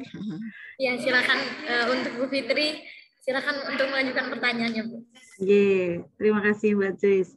Baik, Bu Prof. Heri, ya alhamdulillah terima kasih pencerahannya.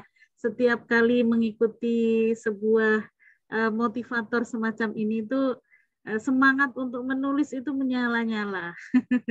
Nah, kemudian tentunya kalau Prof. Heri segera menindaklanjuti ya dengan menangkap fenomena-fenomena yang ada pada kuliah umum, misalnya ada kuliah umum yang tampak layar tapi nggak ada orang, nah itu bisa menjadi sebuah tulisan gitu kalau Prof. Heri ini.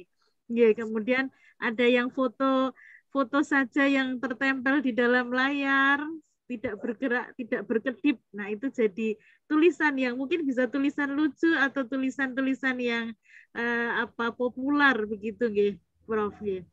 Nah, pertanyaan saya begini, Prof. Kadang itu ada beberapa kalau dosen ya, Prof. Nanti adik-adik bisa bertanya dengan pengalaman masing-masing ya. Kalau saya pengalaman saya itu ingin menulis Scopus, kemudian ingin menulis artikel-artikel yang untuk internasional begitu, Prof. Namun ada kendala itu kemampuan menulis ya, kemampuan menulis dalam bahasa ilmiah internasional. Jadi kadang-kadang itu yang muncul itu adalah bahasa internasional yang lisan, sehingga mestinya tidak cocok untuk bahasa ilmiah gitu.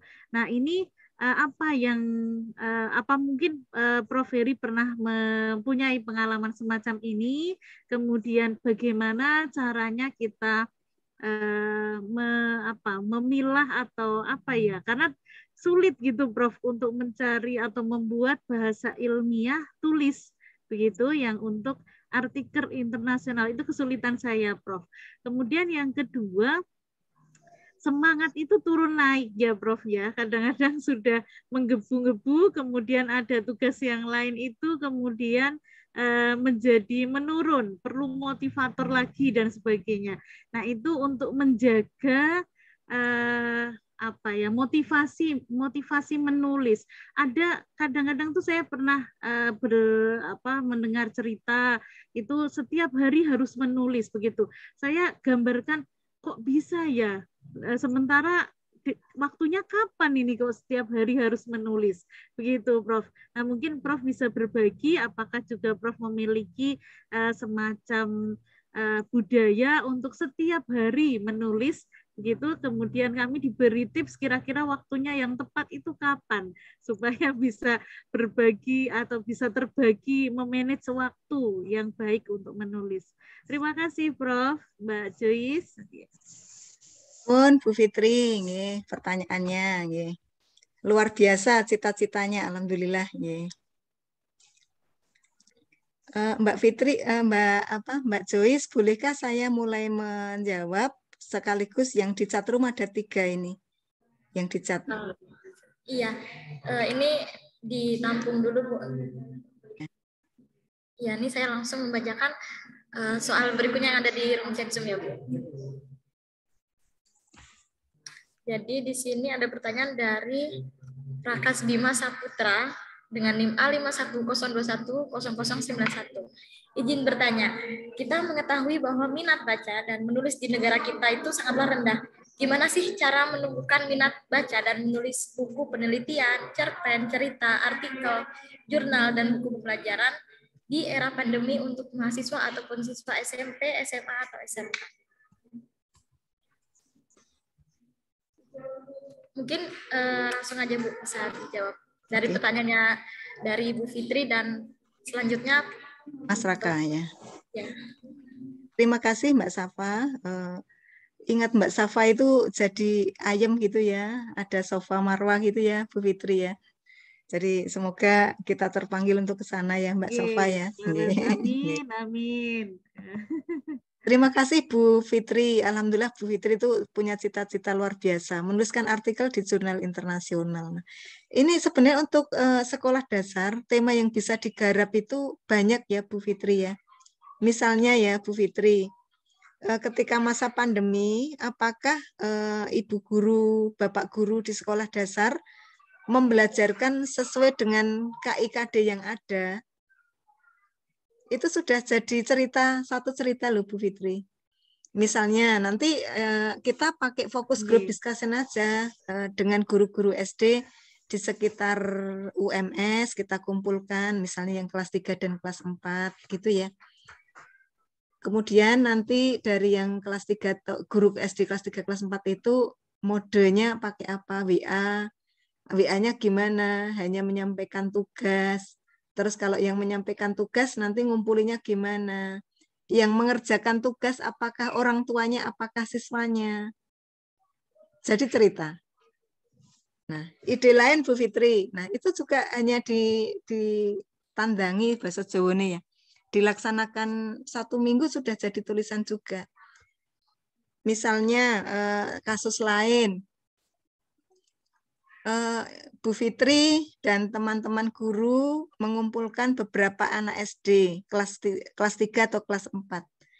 Kalau kelas 3, kalau kelas 4 kan idealnya sudah bisa membaca. Nah, selama pada masa pandemi ini apakah anak-anak SD sudah bisa membaca? Nah, nanti Bu Fitri bisa cerita pakai istilah keren yang terbiasa dilakukan di jurnal internasional atau di istilah psikologi pada umumnya misalnya learning loss gitu ya.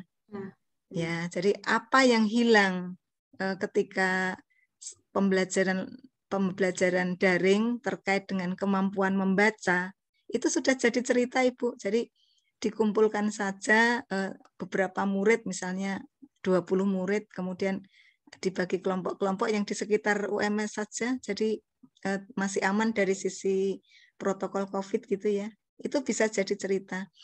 Itu hanya pengalaman sehari-hari saja tidak masalah. Dan saya juga seperti itu yang tadi ada cerita yang tadi saya sampaikan ke Ibu ya. Ceritanya suami saya. Suami saya itu senang banget sama komputer gitu ya. Kemudian beliau itu menjadi proktor di sekolahnya. Terus curhat macam-macam ketika menjadi proktor pas awal-awal CBT dulu ya. UN dengan komputer gitu ya, 2016. sudah beli tower ternyata kena halilintar, beli lagi, terus tantangannya itu servernya gimana, sampai server rumah dibawa ke sekolah dipinjam dan seterusnya. Nah, ya itu jadi cerita Ibu. Kemudian saya kumpulkan beberapa proktor se-DIY, sekitar 12, saya minta FGD, apakah mengalami yang dialami suami saya. Alhamdulillah jadi artikel jurnal Terindeks Scopus Q3 Ibu. Jadi tantangan tantangan sekolah melaksanakan CBT di Indonesia. Dan ternyata malah yang menyitasi luar biasa. Dan itu kan sebenarnya hanya cerita biasa banget ya Ibu. Nah makanya ada teman saya yang komen ya. Bukan artikel itu tetapi artikel sebelumnya. Tulisan kayak gitu aja kok masuk Scopus ya. Buktinya sudah masuk, mau apa lagi gitu ya. Jadi kita tidak usah mendengarkan netizen ya. Tetapi dari situ kita bisa berkarya gitu. Itu contohnya Bu. Jadi untuk mengatasinya ya, berani saja menulis dengan yang bisa kita lakukan dengan ide-ide kita. Kemudian kalau misalnya terkait dengan istilah-istilah yang memang harus diimprove, kita memang harus banyak membaca. Learning loss tadi kita bisa tahunya dari membaca. Kemudian gimana psikologi anak ketika menggunakan gadget. Nah, itu kan juga ada cara sendiri ya. Kemudian pengetahuan guru-guru yang ditambahi amanah untuk menjadi proktor.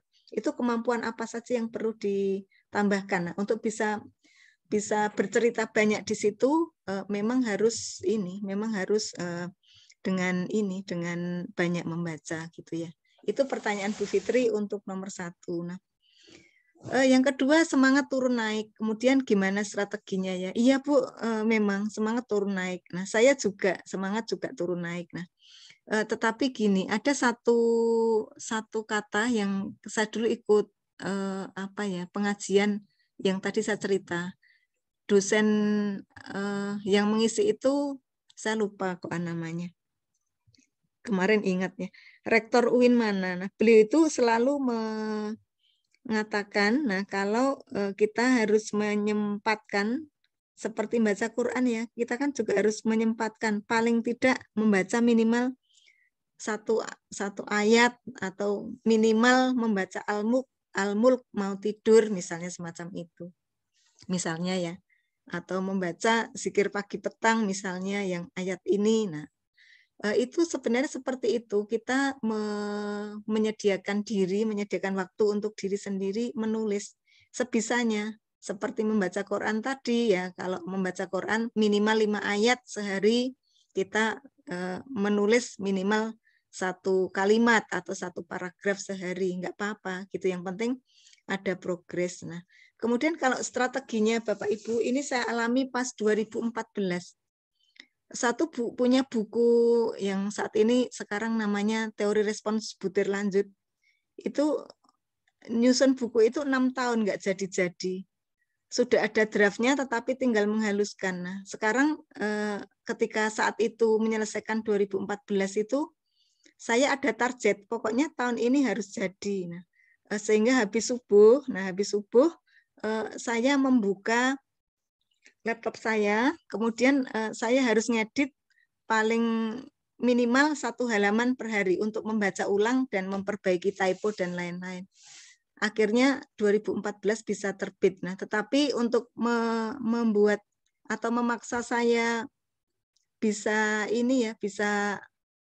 langsung membuka, langsung menulis, itu posisi laptop saya mode sleep. Nah, tetapi ternyata ada kerugiannya juga. Keuntungannya adalah saya tidak booting, langsung bisa nulis, tetapi kerugiannya di tahun ketiga laptop saya sudah rusak, tidak bisa dipakai karena salah satu diantaranya sering mode sleep, kata teman yang memperbaiki gitu. Jadi itu salah satu cara. Nanti cara lain bisa kita Bapak Ibu ya, Mas-mas, Mbak-mbak, kita enaknya tuh mau nulis kapan, enaknya itu tergantung diri sendiri. Ada saatnya kita tuh panas gitu ya, panas pengen nulis sudah gatel.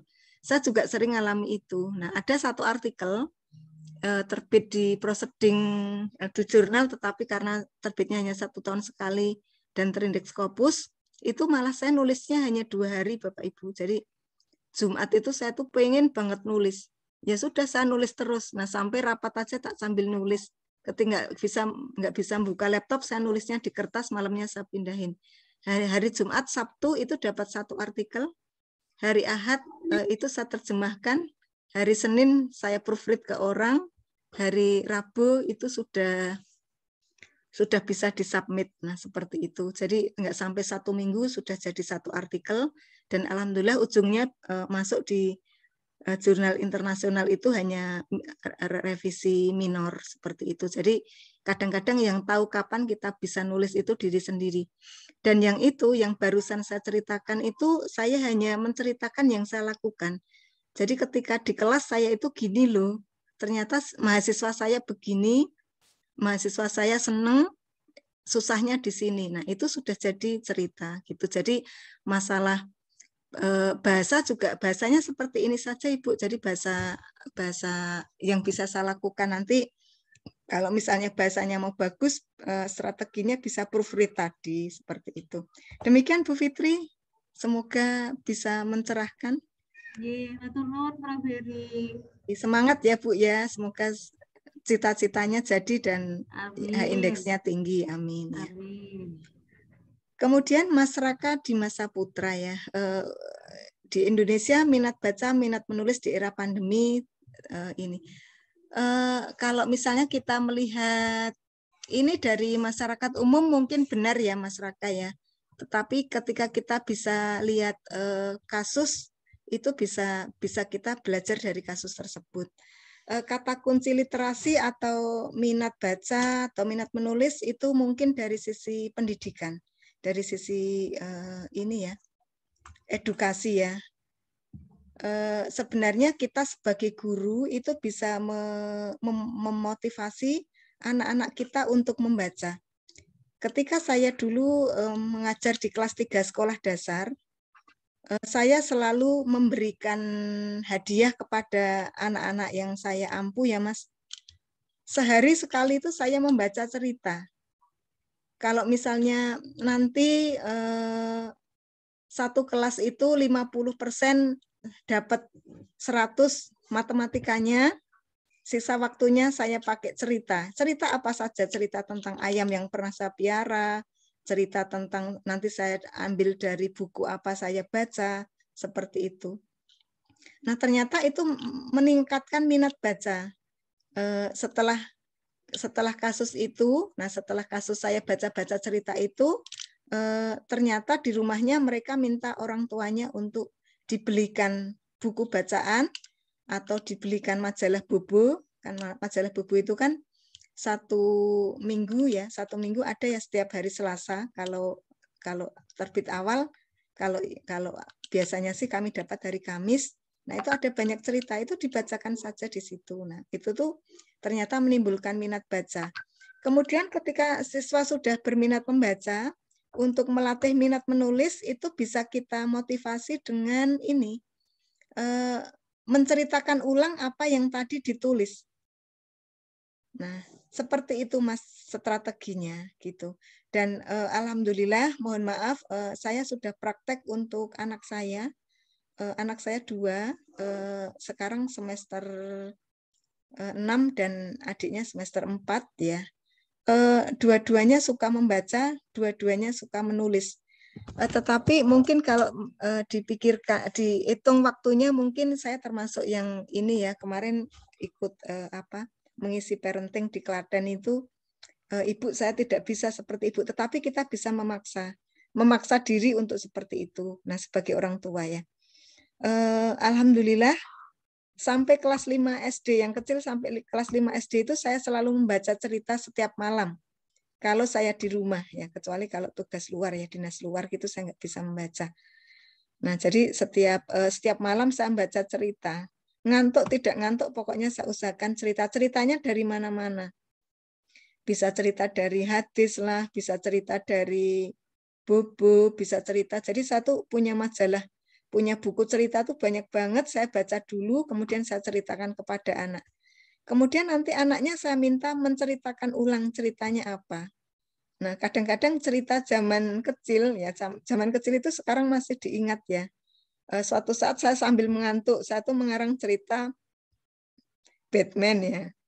Batman nyelamatin kereta. Nah, tetapi tercampur dengan cerita Spiderman atau apa. Nah, saya tuh malu kalau ingat itu. Nah, kemarin itu ya beberapa waktu yang lalu, iya, kalau Umi ngantuk, Umi itu ceritanya dicampur. Nah, seperti itu. Jadi cerita yang itu ternyata bisa ini ya, menginspirasi anak-anak juga.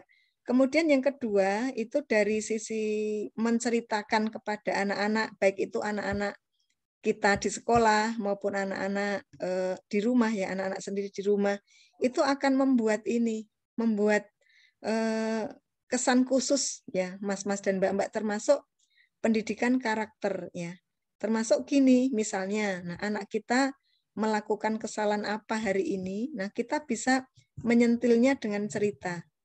Oh, misalnya tadi ada temannya minta makanan, ternyata karena makanannya enak dia suka, nah dikasihnya sedikit. Nah, terus kita bisa menyentil dengan cerita. Nah, karena kita sudah terbiasa cerita, nanti ya ngarang lah, ada fabel dengan hewan-hewan atau dengan apa. Nah, intinya seperti apa, ada hikmah di situ. Nah, seperti itu.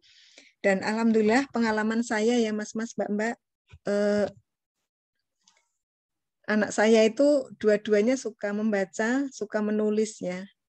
Kalau yang kecil itu ya malah bisa skrip untuk debat itu sudah bisa. Kalau yang besar itu membaca artikel jurnal dan seterusnya, malah juga sudah ikut lomba-lomba untuk menulis juga gitu ya. Tetapi karena minatnya itu lebih ke peneliti, mereka kalau yang besar itu kayaknya yang ditulis itu lebih dominan naskah akademik. Nah, tetapi kalau yang adiknya itu naskah macam-macam ditulis, mulai dari membuatkan skrip untuk MC dalam beberapa bahasa gitu ya, terutama bahasa Indonesia, bahasa Inggris. Nah, kemudian skrip untuk debat adik-adik kelasnya dan seterusnya. Jadi dari situ sebenarnya bisa diperbaiki ya masyarakat gitu ya. Seperti itu ya. Gitu Mbak Sofa dari dua penanya. Baik Ibu. Jadi kita sebagai calon guru harus bisa memotivasi murid-murid kita untuk membaca dan menulis ya Ibu. Itu intinya kan Ibu. Nggih, leres banget Mbak, betul banget ya. Terima kasih Ibu atas jawaban dari pertanyaan saya. Sangat memuaskan Ibu. Terima kasih. Matur nuwun sanget, nggih. Baik, terima kasih untuk Profesor Dr. Heri Renawati, dan terima kasih untuk teman-teman yang sudah memberikan pertanyaannya di kolom chat Zoom. Dan mohon maaf, ini untuk sesi tanya jawabnya kita cukupkan sampai di sini. Dan untuk teman-teman yang sudah mengirimkan pertanyaan di chat Zoom, itu ntar ada tindak lanjut ke panitia. Nggih, mohon maaf nanti ini ya Mbak ya, di-share ke kami. Jadi nanti kami bisa membuat, kami insya Allah balas dengan tulisan ya pertanyaannya. Kita jawab dengan tulisan insya Allah. Terima kasih Prof. Heri. Sami-sami Bu, matur nuwun sangat percayaannya. Sami-sami. Mohon izin Mbak Sofa boleh memberikan closing statement? Iya Bu, acara ini, sesi pertama hari ini sudah selesai. Dengan begitu saya closing statement dulu Mbak. Silakan Prof. Prof. Heri, moga. Matur nuwun, hanya satu kalimat untuk berpesan kepada kita semua, termasuk diri saya sendiri, nggih, Mas-mas dan Mbak-mbak. Mungkin kalau kita tidak menulis ya, kita akan hilang. Tetapi dengan tulisan kita, insya Allah kita akan dikenang. Dan seperti Prof. Suharsimi Arikunto mungkin dikenangnya sepanjang masa. Nah, juga dari banyak-banyak ahli hadis dan orang-orang soleh itu dengan banyak tulisan kita akan hidup sepanjang masa. Begitu, matur nuwun sangat kepercayaannya. Terima kasih. Semoga Mas-mas dan Mbak-mbak tetap semangat menulis di masa apapun, pandemi ataupun masa pasca pandemi. Semoga tetap menulis, tetap berkarya, sehingga kita punya tulisan yang menjadi amal jariah dan membuat kita akan dikenang sepanjang masa.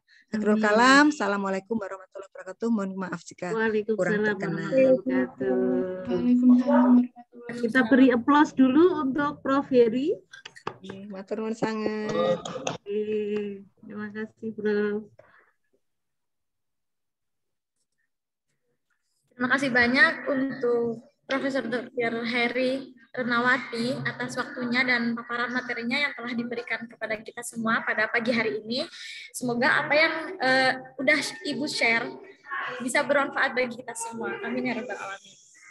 Terima kasih juga kepada teman-teman yang telah aktif memberikan pertanyaan dan memberikan feedback pada sesi pagi hari ini dan yang telah mengikuti kuliah umum pada sesi pagi hari ini.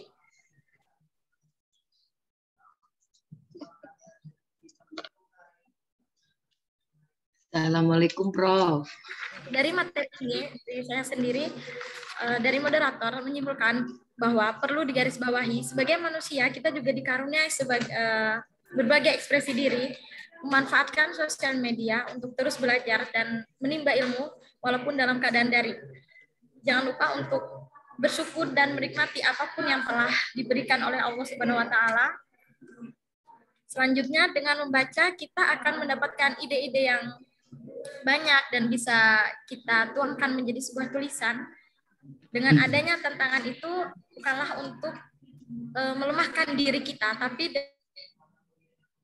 kehidupan kita itu adalah untuk memotivasi diri sendiri dan untuk lebih maju dan berkembang untuk kedepannya. Sekian, terima kasih. Saya Safa Jasutri Kamila, izin pamit undur diri. Wassalamualaikum warahmatullahi wabarakatuh. Waalaikumsalam warahmatullahi wabarakatuh. Untuk selanjutnya saya kembalikan ke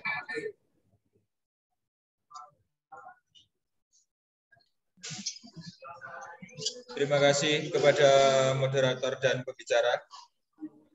Selanjutnya akan dilakukan sesi foto bersama.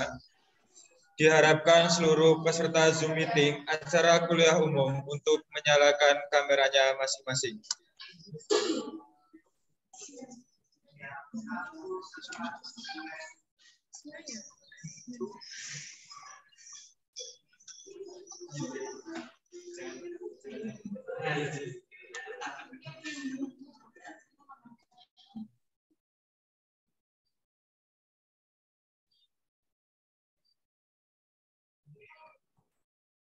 Diberi aba-aba, Mas MC.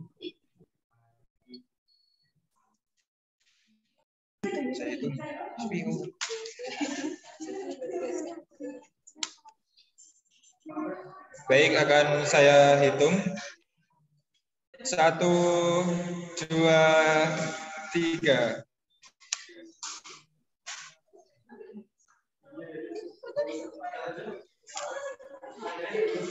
Alam literasi.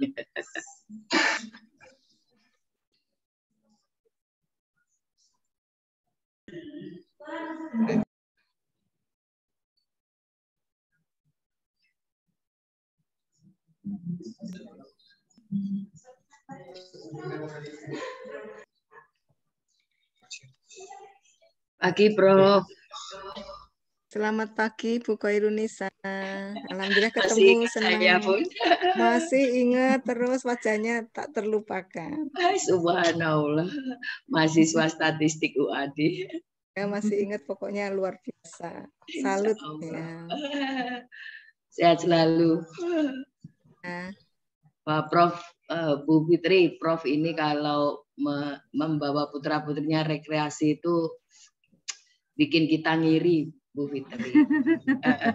Beliau itu kalau liburannya itu rekreasinya umroh berempat gitu. Masya Allah. Biasanya kita bareng-bareng ngurus paspor, pernah barengan. Gitu. Alhamdulillah. Tidak terasa udah semester berapa? 6 ya, sama semester 4 sama 6, Ibu. Ya Allah. Nanti saya sampaikan ke Pak Sarbiran.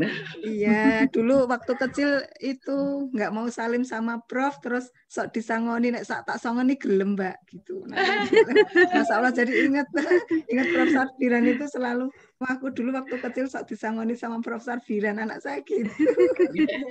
Masya Allah, salam ya buat Bapak. Nggih, Bunda, matur nuwun sangat. Sehat selalu, Bun. Mugi-mugi semua sehat. Amin. Amin. Terima kasih. Selanjutnya untuk peserta diharap mengisi presensi yang telah disediakan oleh panitia di kolom chat. Diberikan waktu selama 1 jam.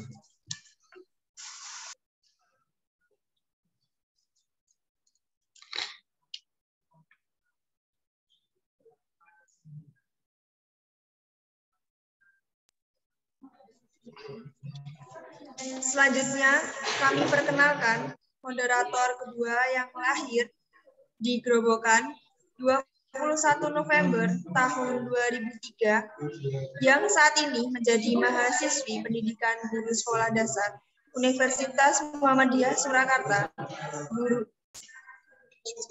sekolah dasar, dan saat ini menjadi anggota aktif himpunan mahasiswa Prodi Pendidikan Guru Sekolah Dasar Fakultas Keguruan dan Ilmu Pendidikan Universitas Muhammadiyah Surakarta.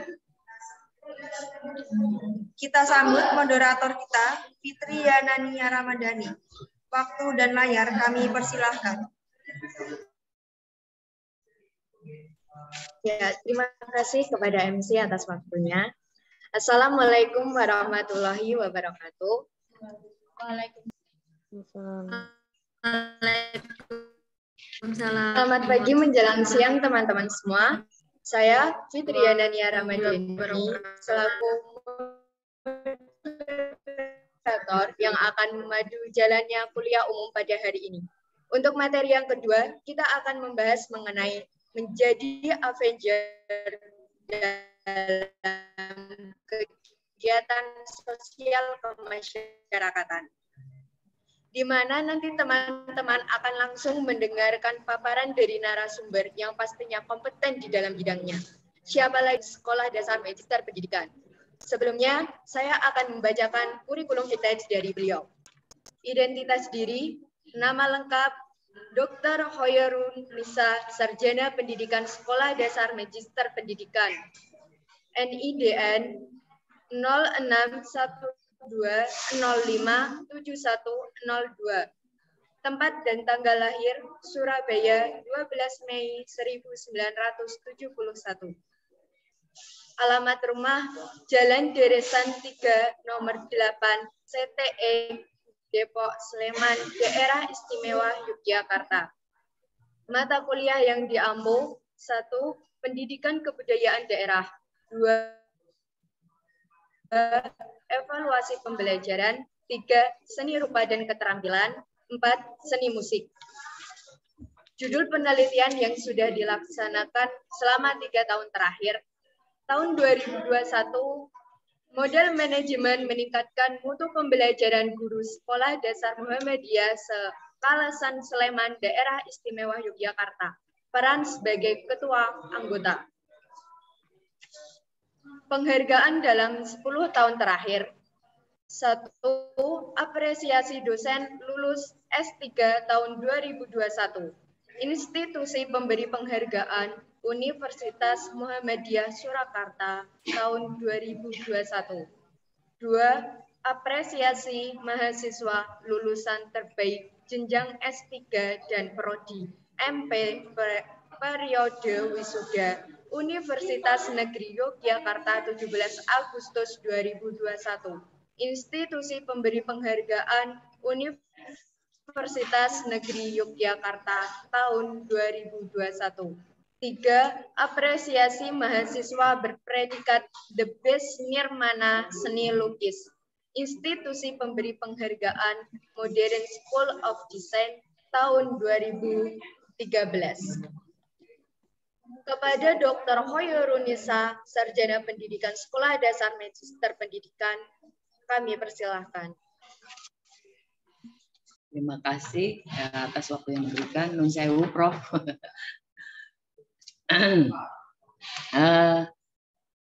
Boleh kalau seperti Prof tadi ya, boleh ditambahin gitu. Kalau saya juga pernah menjadi guru SD ya, selama 11 tahun. Guru TK juga pernah 11 tahun, tapi hanya khusus melukis saja. Nah, terima kasih atas waktunya. Saya mohon izin share ya, karena nanti kalau banyak pertanyaan gitu ya. Saya tidak banyak memberi materi ya. Tolong saya tidak bisa share ini ya. Dijadikan host dulu apa gimana ya? Tidak bisa share materi. Dijadikan host. Dicoba Bun sekarang. Mudah-mudahan sudah bisa. Sampun saged.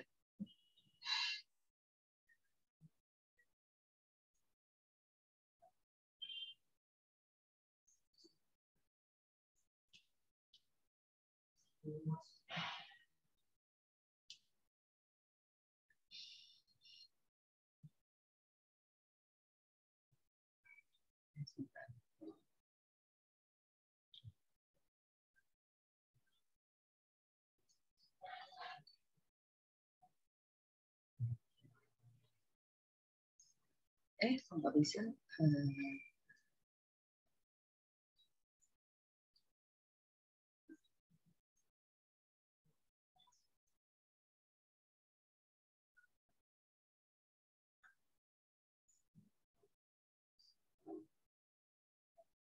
Sudah bisa, Mbak? Sudah, Ibu, sudah ada. Oh iya, terima kasih. Tapi saya kok nggak bisa lihat ya punya saya. Bentar. Kaptek soalnya.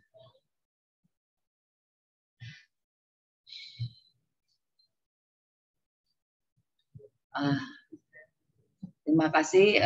Di sini saya akan membawakan ini ya materi yang Avenger ya. Kalau saya tanyakan ke cucu saya ini, dia kenalnya itu sama Iron Man gitu ya, sama Hulk gitu ya. Nah, tapi karena kita ada di perguruan tinggi dengan mengartikan ya dengan cara yang berbeda. Nah,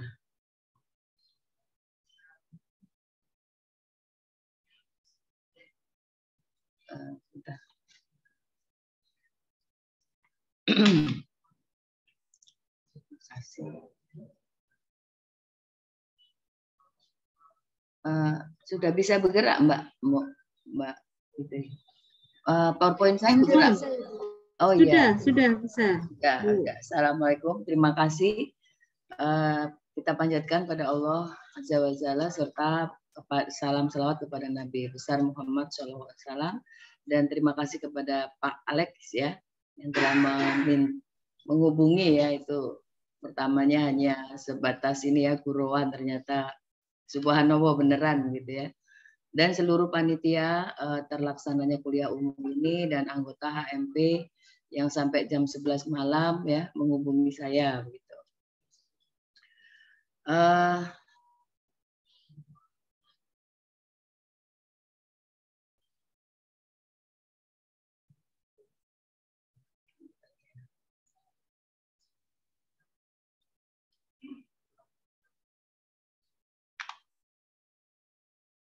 Menjadi Avenger dalam kemasyarakatan, nah, sosial kemasyarakatan. Ini saya kira juga ini ya suatu suatu hal yang sangat besar ya. Apa sih Avenger itu begitu kan? Dari pertama Avenger ini artinya adalah pembalas dendam gitu ya. Tapi masa di perguruan tinggi membalas dendam gitu ya? Kemudian apakah benar gitu ya kita akan menjadi pembalas dendam? Tapi di sini kalau kita kupas satu-satu, menjadi itu pastinya adalah pasti akan menjadi gitu ya. Kita akan menjadi apapun itu karena di dalam Al-Quran juga Allah berkata kun fayakun, maka jadilah. Jika Allah menghendaki maka jadi. Jadi jika mahasiswa itu menghendaki akan melakukan suatu perubahan, maka akan terjadi perubahannya itu ya, akan berubah menjadi lebih baik, pasti insya Allah akan dikabulkan oleh Allah ya. Seperti niat atau maksud dari adik-adik semua ingin menulis ya, kalau sudah punya niat maka Allah akan mengabulkan itu, maka jadilah artikel-artikel yang tembus kemana-mana ya, baik Scopus maupun yang persintaan gitu ya.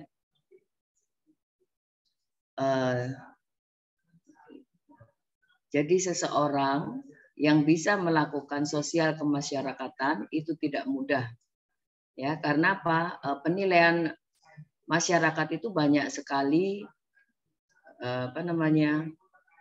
karena masyarakat itu tidak satu ya, jadi banyak sekali pemikiran dan perbedaan penerimaan yang akan dilontarkan kepada kita ya. Seperti tadi pembicara pertama Prof. Heri juga mengatakan bahwa orang mencibir, wah tulisan begitu saya juga bisa gitu kan. Nah jadi di dalam masyarakat ini kita harus bisa lebih berpikir lebih jauh apa efek dari semuanya ya. Nah untuk menjadikan masyarakat sosial itu mau menerima apapun yang akan kita lakukan, baik itu memberantas keburukan ya, seperti Avenger memberantas keburukan menjadi satu panutan gitu ya, maka kita harus mempunyai visi dan misi ya. Tadi sudah agak disinggung sama Bunda ya. Jadi untuk visi dan misi ini berbeda setiap insan ya, setiap manusia itu berbeda mempunyai visi misinya. Kalau saya dulu itu, kalau boleh bercerita, saya dulu itu menikah muda gitu ya, menikah muda, kemudian punya anak-anak juga masih muda. Saya belum sekolah, saya hanya lulusan SMA gitu ya. Tapi begitu mereka besar-besar, saya mulai ngambil S1. Jadi sudah bisa ditinggal, jadi kewajiban sebagai ibu sudah saya lakukan. Kemudian saya baru ngambil kuliah. Nah, kuliah itu langsung S1 selesai, S2 selesai gitu ya. Nah, tapi keterlambatan kuliah itu yang menjadi penyesalan di sekarang ini gitu ya. Kenapa saya dari dulu nggak sekolah aja ya gitu. Nah, makanya saya melihat mahasiswa di UMS ini banyak sekali yang masih muda-muda udah mempunyai tekad, saya nanti kalau selesai langsung ambil S2 Bu, di mana? Di UMS juga boleh gitu, di UM Negeri Surakarta ya, seperti Bu Fitri itu 11 Maret ya. Nah itu pokoknya yang di daerah sekitar akan mengambil yang saya sukai gitu ya, visi misinya seperti itu. Kemudian mempunyai tekad. Jadi kalau tekad ini tidak ada, ya tidak ada niat untuk menulis, tidak ada niat untuk berubah, tidak ada menjadi apa ya, tidak bisa memiliki tekad menjadi perubahan ya, menjadi pencerah ya, kalau di Muhammadiyah kan sebagai agen pencerah gitu ya. Kemudian sebagai mahasiswa harus mempunyai strategi ya. Nah strategi yang saya lakukan kemarin tuh saya mempunyai anak dulu baru kuliah gitu ya, ternyata strateginya agak salah begitu menurut saya, walaupun belajar itu sampai kapanpun kita belajar, tetapi ternyata lebih mudah, itu lebih apa ya, otaknya itu lebih cepat hafal, menerima apapun itu ya. Strateginya itu harus mempunyai strategi bagaimana yang terbaik untuk saya. Kemudian kalau sudah punya visi, misi, tekad dan strategi, maka diimplementasikan, jangan hanya menjadi pemikiran saja. Gitu. Nah, implementasi di sini bisa dilakukan dalam dirinya sendiri dulu, gitu ya. Sebelum Anda keluar, lakukanlah pada diri Anda sendiri, gitu ya. Misalnya memimpin, menjadi pemimpin, lakukanlah kepemimpinan itu pada dirinya sendiri, gitu ya. Misalkan yang dicontohin tadi, sholat saja. Sholat itu kalau Anda menjadi pemimpin diri Anda sendiri, maka begitu azan langsung ke ruang ini ya, wudhu ya, ke musola. Nah, dari diri Anda sendiri. Kemudian dari lingkungan terdekat Anda, yaitu keluarga. Di keluarga pun seperti itu ya, memberi contoh. Tidak perlu anak-anak itu diperintah gitu ya. Kita hanya memberi contoh aja. Dek, bareng nggak wudhu gitu ya. Jadi kita tidak memerintah mereka. ayo mau sholat yuk bareng wudhunya gitu, sekalian dibetulkan wudhunya kalau salah gitu, saling mengingatkan. Jadi implementasi pada keluarga. Kemudian yang implementasi agak keluar sedikit pada sekolah, ya, skup yang lingkungan masyarakat yang kita di mana menatap masa depan ya di sekolah. Jadi mengimplementasikan visi misi tekad dan strategi di sekolah itu kita harus mempunyai ini ya catatan tersendiri. Saya selesai S1 sekian tahun dengan hasil sangat memuaskan atau sangat-sangat memuaskan gitu ya, dengan tidak menambah semester, tidak nah itu strateginya bagaimana itu bisa dilakukan. Kemudian meningkat di lingkungan masyarakat. Jadi untuk melakukan semua ini 5 poin 4 poin ini, maka di lingkungan masyarakat itu sebagai mahasiswa wajibnya itu memberi contoh. Ya, memberi contoh. Kita tidak bisa karena masih muda ya, tidak bisa mengarahkan masyarakat, tetapi kita memberi contoh yang terbaik untuk masyarakat sehingga masyarakat melihat kita. Nah, gitu. Nah, sekarang kalau mau lihat Avenger, ingatkah akan gambar ini, begitu ya. Nah, ini adalah kemarin saya mengunggah ini, cucu saya minta juga gambarnya ya. Ini ada siapa Iron Man ya, ini perempuan-perempuan yang tangguh-tangguh semua ini membela kebenaran ya. Kecuali si Loki ini ya. Loki ini adalah penjahatnya Iron Man ya yang selalu bertengkar dengan kakaknya yaitu Thor.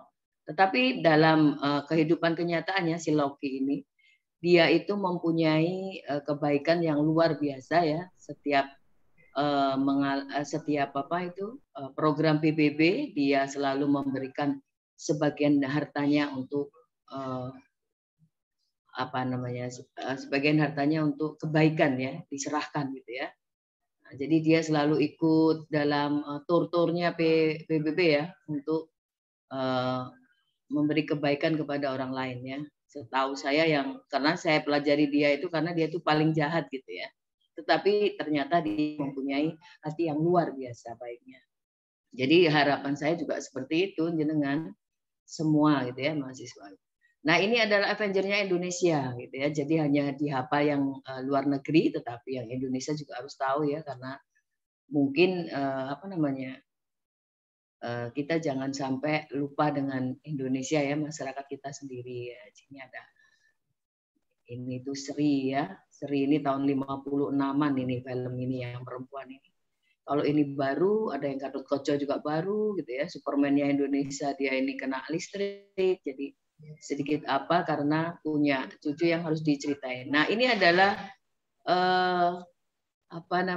kegiatan saya di luar ya. Jadi saya ini tadi disebut oleh Bu Fitri sebagai ketua di salah satu Orto Muhammadiyah ya, ketua pusat. Saya duduk di Hizbul-Wathon, ini saya selalu bersama mahasiswa turun ya. Ini juga ada yang sama hewan ini punyanya MDMC ya waktu itu. Jadi kita uji nyali, ya, berani tidak mencium ular gitu ya. Nah, hal seperti ini itu dari niat kita juga ya. Nah, di sini juga ada ya strategi untuk mencium ular ya, supaya tidak dipatok gitu ya. Jadi pegangnya harus pelan-pelan gitu ya. Dalam kamus bahasa Inggris, Avenger itu penuntut balas. Nah, disinilah susahnya mengungkapkan kata-kata dari judul di sini ya, karena saya tidak mungkin mengajak anak mahasiswa teman-teman semua menjadi penuntut balas ya, walaupun itu kebaikan. Tetapi yang boleh dicontoh adalah Robin Hood. Nah, itu Robin Hood itu orang bilang baik ya, baik Robin Hood. Kalau di Indonesia itu Samson, dia baik gitu ya. Memberi dana orang-orang miskin ya, tetapi dia perolehnya dari mengambil kalau di Samson dia punya ini ya, mengambil punyanya orang-orang Belanda untuk diberikan kepada masyarakat sekitar yang tidak mampu. Kemudian kalau Robin Hood dia membela kebenaran dengan ceritanya banyak sekali. Nah, di Avenger di sini saya mempunyai pengertian ini sebagai sang penakluk ya di kelembagaan sosial di lingkungan organisasi saja. Jadi di organisasi kita harus menjadi orang-orang yang mampu apa ya, menjadi landmark ya, menjadi panutan yang tidak dilupakan gitu ya. Jadi kalau Bunda tadi mengharap untuk menulislah sampai orang mengenal siapa kamu gitu ya. Nah, ini saya di Kepanduan, ini saya satu-satunya ya dari seluruh Indonesia ini. Nah, ini pimpinan pusat gitu ya, pelatih pusat. Nah, ini kemudian saya juga membawa HW di Aisyah. Nah, saya juga memberi materi di sini kepada mahasiswa PUTM ya. Di sinilah ahli-ahli penceramah Muhammadiyah Putri ya, di sini di sekolah perguruan tinggi Majelis Tarjih ya, ulama Majelis Tarjih. Di sini di tempat. Kemudian ini saya bawa foto-foto ya. Nah, ini waktu di Universitas Muhammadiyah Palangkaraya bersama Prof. Harun. Nah, ini saya bersama kalau yang ini saya di Jogja. Di Jogja di hotel membawa nama HW. Kemudian yang sebelah sini adalah di Universitas Muhammadiyah Palangkaraya bersama Tapak Suci dan IPM ya. Ini ada ketua IPM di sini. Di sini saya bertemu dengan Prof. Harun membawakan bagaimana Hizbul Waton di perguruan tinggi. Nah, di lingkungan AUM Muhammadiyah ini saya berkiprah membawa nama Hizbul Waton supaya bisa masuk di jajaran perguruan tinggi. Saya tidak menutup kemungkinan untuk bergabung dengan Pramuka. Ini adalah pandu tua ya. Jadi di Jogja di Indonesia itu ada pandu tua. Ini ada seorang pandu Cina ya. Ini pandu Tionghoa namanya. Kemudian ini adalah pandu Wosum. Jadi dia adalah membawa Indonesia ke pandu internasional ya. Ini di brand-brandnya ya. Nah, yang sebelahnya ini boleh bernostalgia nih, Bunda Heri ini. Ada Prof. Sarbiran ini saya ajak ke Bandung supaya kenal. Nah, ini saya juga menjadi apa ya? Ya, begitulah ya.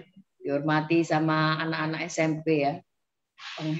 Pengenal di Universitas Muhammadiyah Purwokerto. Jadi saya sukanya keliling-keliling.